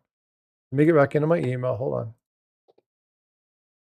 When did you send that one?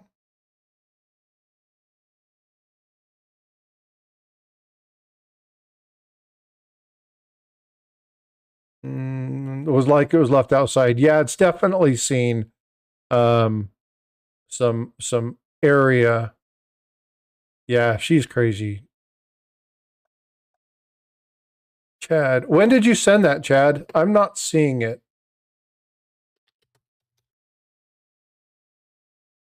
I see that I sent you a picture of something that went out a while ago. but I'm not seeing anything else. Resend that picture, Chad. I'm not seeing anything. I don't have anything in my email regarding a new coin. Let me search by your name.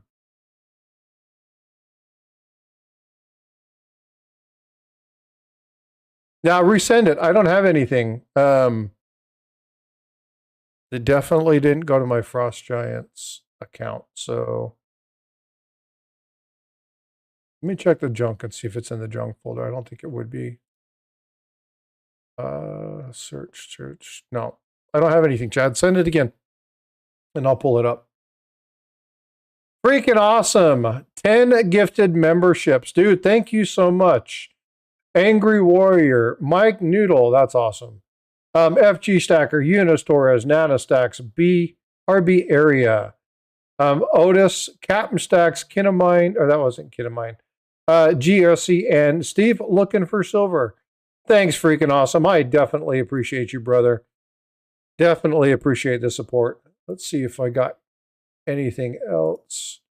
Not yet. Resend that for me and see if you can do that. I wonder if it's the same basic thing where it's sitting in your outbox.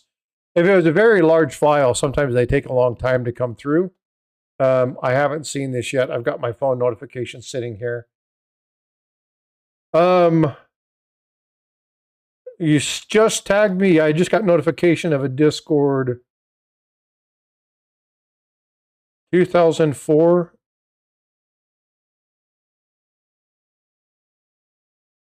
Oh, hold on. No. Oh man, that's pretty. I don't have that. Let me check and see. AZ, my last comment.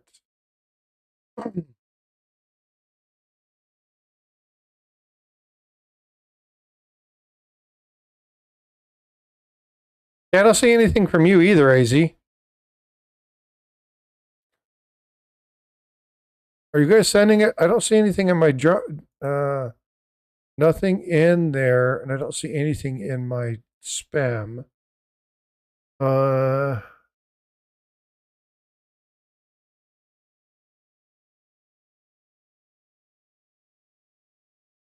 Somebody sent something to me from my phone. It's marked it as spam. Look at the coin with the loop. Let's see. Report not spam. Let me check this one out. No subject. Oh, there are some in here. Okay. It came through as your telephone number. That's why. Let me go back through and pull these up and see if they are showing up now.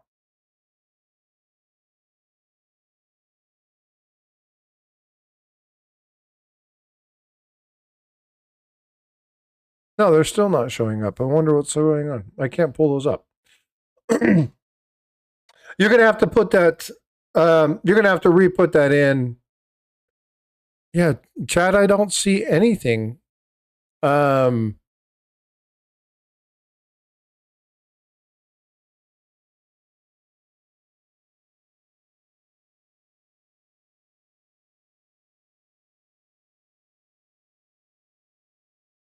would it have gone?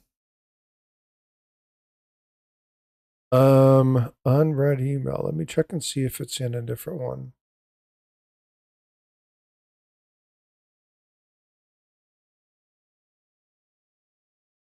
Just do me a favor, resend it. Yeah, just resend it, Chad. For some reason, it's not showing up. I'm not seeing anything. The last one I got from you was talking about the package that didn't go through. So I'm not sure why that doesn't show up. It should be showing up. That's really strange. Yeah, I just looked in spam. There was something sent. I just got something from Jackalope. So I know I'm getting stuff in.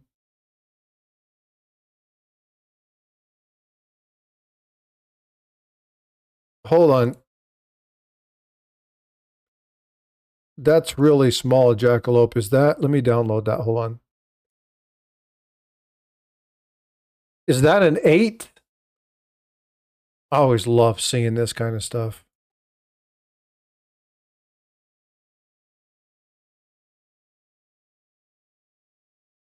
Hold on, let me check this out. Okay, let me share this real quick. Ugh, such a pain in the butt. Hold on. So many windows open. There we go. Let's pull this over. And let's zoom in on this one. Looks like 1858, I'm assuming. Can't really see that last date. Not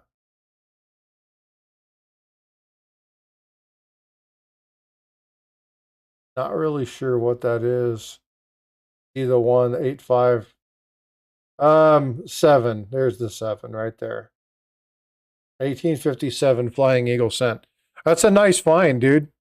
I'm not sure where you picked that up, but that's a pretty cool find. Kind of looks like there's a strike down here. It might be, actually, it's an 8. I'm sorry, it's an 8. That's an 1858.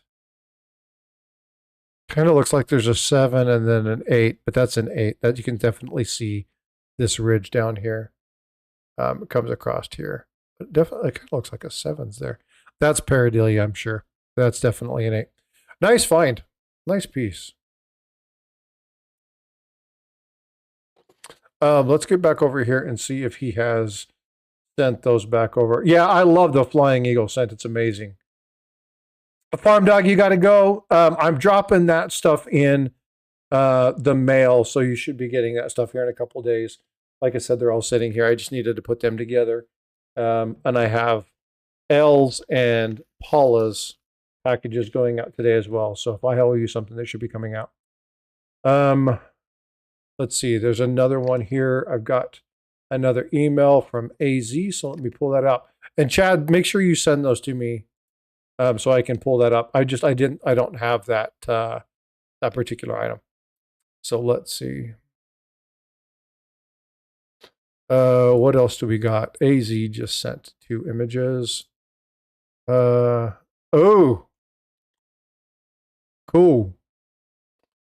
Looks like a seated 1832 cap bust. Oh, I like this coin. Let's pull this up. I'll have to see what his question is, but let me open these up first.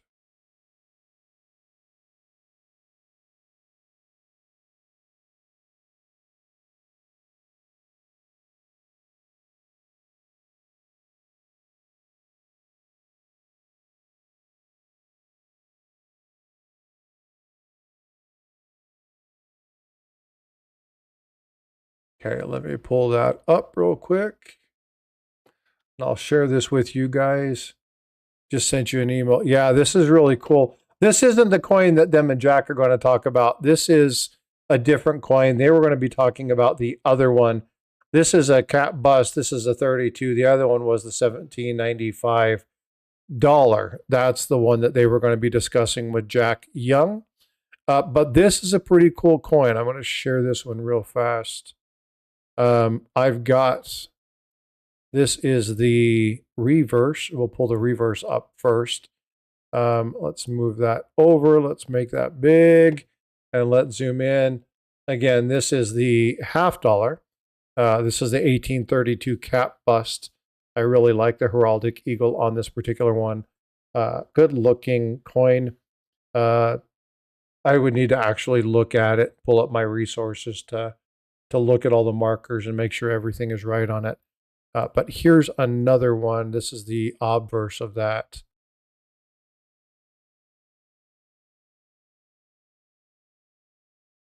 And this is the obverse of that. So, and I actually have, is it 1832? And this one, let's see, where's my $50? I have a 30, a 37, and a 44. 30, 32, and a 37, excuse me. So I have this exact coin in my book. I'd have to look at it a little bit. I love this design. I like the old school designs. They just look nice. I wish we could get some artistry of doing this, but this cap is just, it's a beautiful piece. So cool coins. I would have to look at them to check the authenticity a little bit more. I don't know if it's authentic or not. I'm probably Sherman it is. James Valley, good day. How are you? Hope to see you more in the streams. Thanks so much for coming in. Hey, Mike, what's happening? How are you? Thanks for coming in. Mike, I'm sending you another revision. There was a revision. There was something that Paula and I talked about. I had to edit it once again. So I'll be sending you a new version of that document. So you'll be seeing that here in maybe 30 minutes or so. But I appreciate you taking a look at it. Robert Bruce, John, that's exactly what I thought when I saw the video of us talking about 64 nickel. I missed something. 37 likes, 20 watching, appreciate it. Oh, yeah, we're not even going to talk about that, Yahoo. Hey, Robert Pintoff, you want to talk about a guy who has some pretty cool stuff? That's Pintoff. Chad, I just got notification of that email. Let me go ahead and pull that up. Give me just a second. Let me get there. Yeah, there's the 95. AZ just sent me the updated ones. That one, I will pull that up in just a second. That's definitely something that's going to be talked about. Chad just sent me this, so let me download this. This is really cool.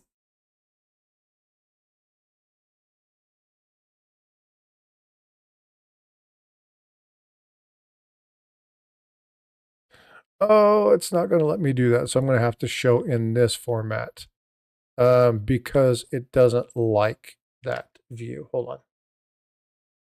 Hate it when it does that. Absolutely annoying stuff it is. It is. It is. There we go.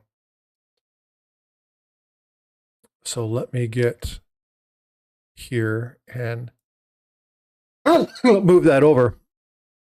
Unfortunately, I can't zoom in on that. Let me, actually, I might be able to. There we go. Yeah, there we go. Let's zoom in on that. Something funky with that 7. You can see the O is flat here. Definitely see some doubling in that. Again, you see the wider edge here. Nice. Very cool.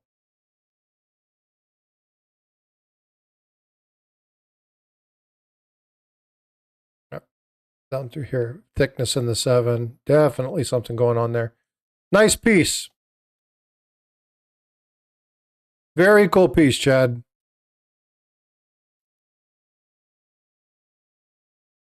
Robert just picked up a 32 cat bus. Yours is gorgeous. Mine is a filler. Let me grab the other one. I'll see if I can't pull this up.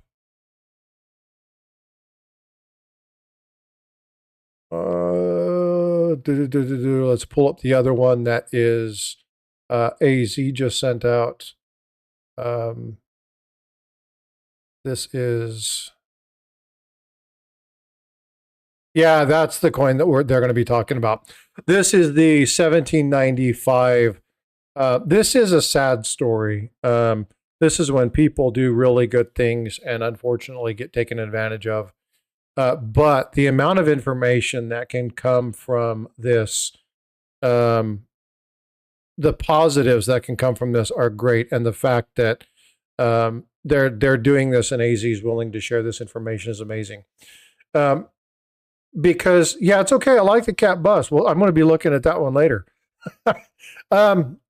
This image is really important because when somebody's trying to do something nice for them, this is why it's important to get with somebody who really understands what it is that they're looking at. Unfortunately, Dark Skoy picked this up as a Christmas gift, and as looking through it, you can see there's definitely issues with this particular coin, and it ended up not being a real coin. However, the information that we can glean from this, the information that can be shared and passed on to other people is huge. And so I want to make sure that people, I've been getting emails. So, but this is the coin that they're going to be talking about. So they're going to be doing an interview with Jack Young talking about this. So this is the coin that she's going to be doing that interview with. And I definitely have some questions. So I'm going to be forming some of those and sharing that. Yeah, definitely turned into show and tell time. Wasn't expecting to do this. Hey, Chappie, what's going on, bud? Hey, look, I still have it. Ah, that was a long story from yesterday. But yeah, I appreciate you sharing this.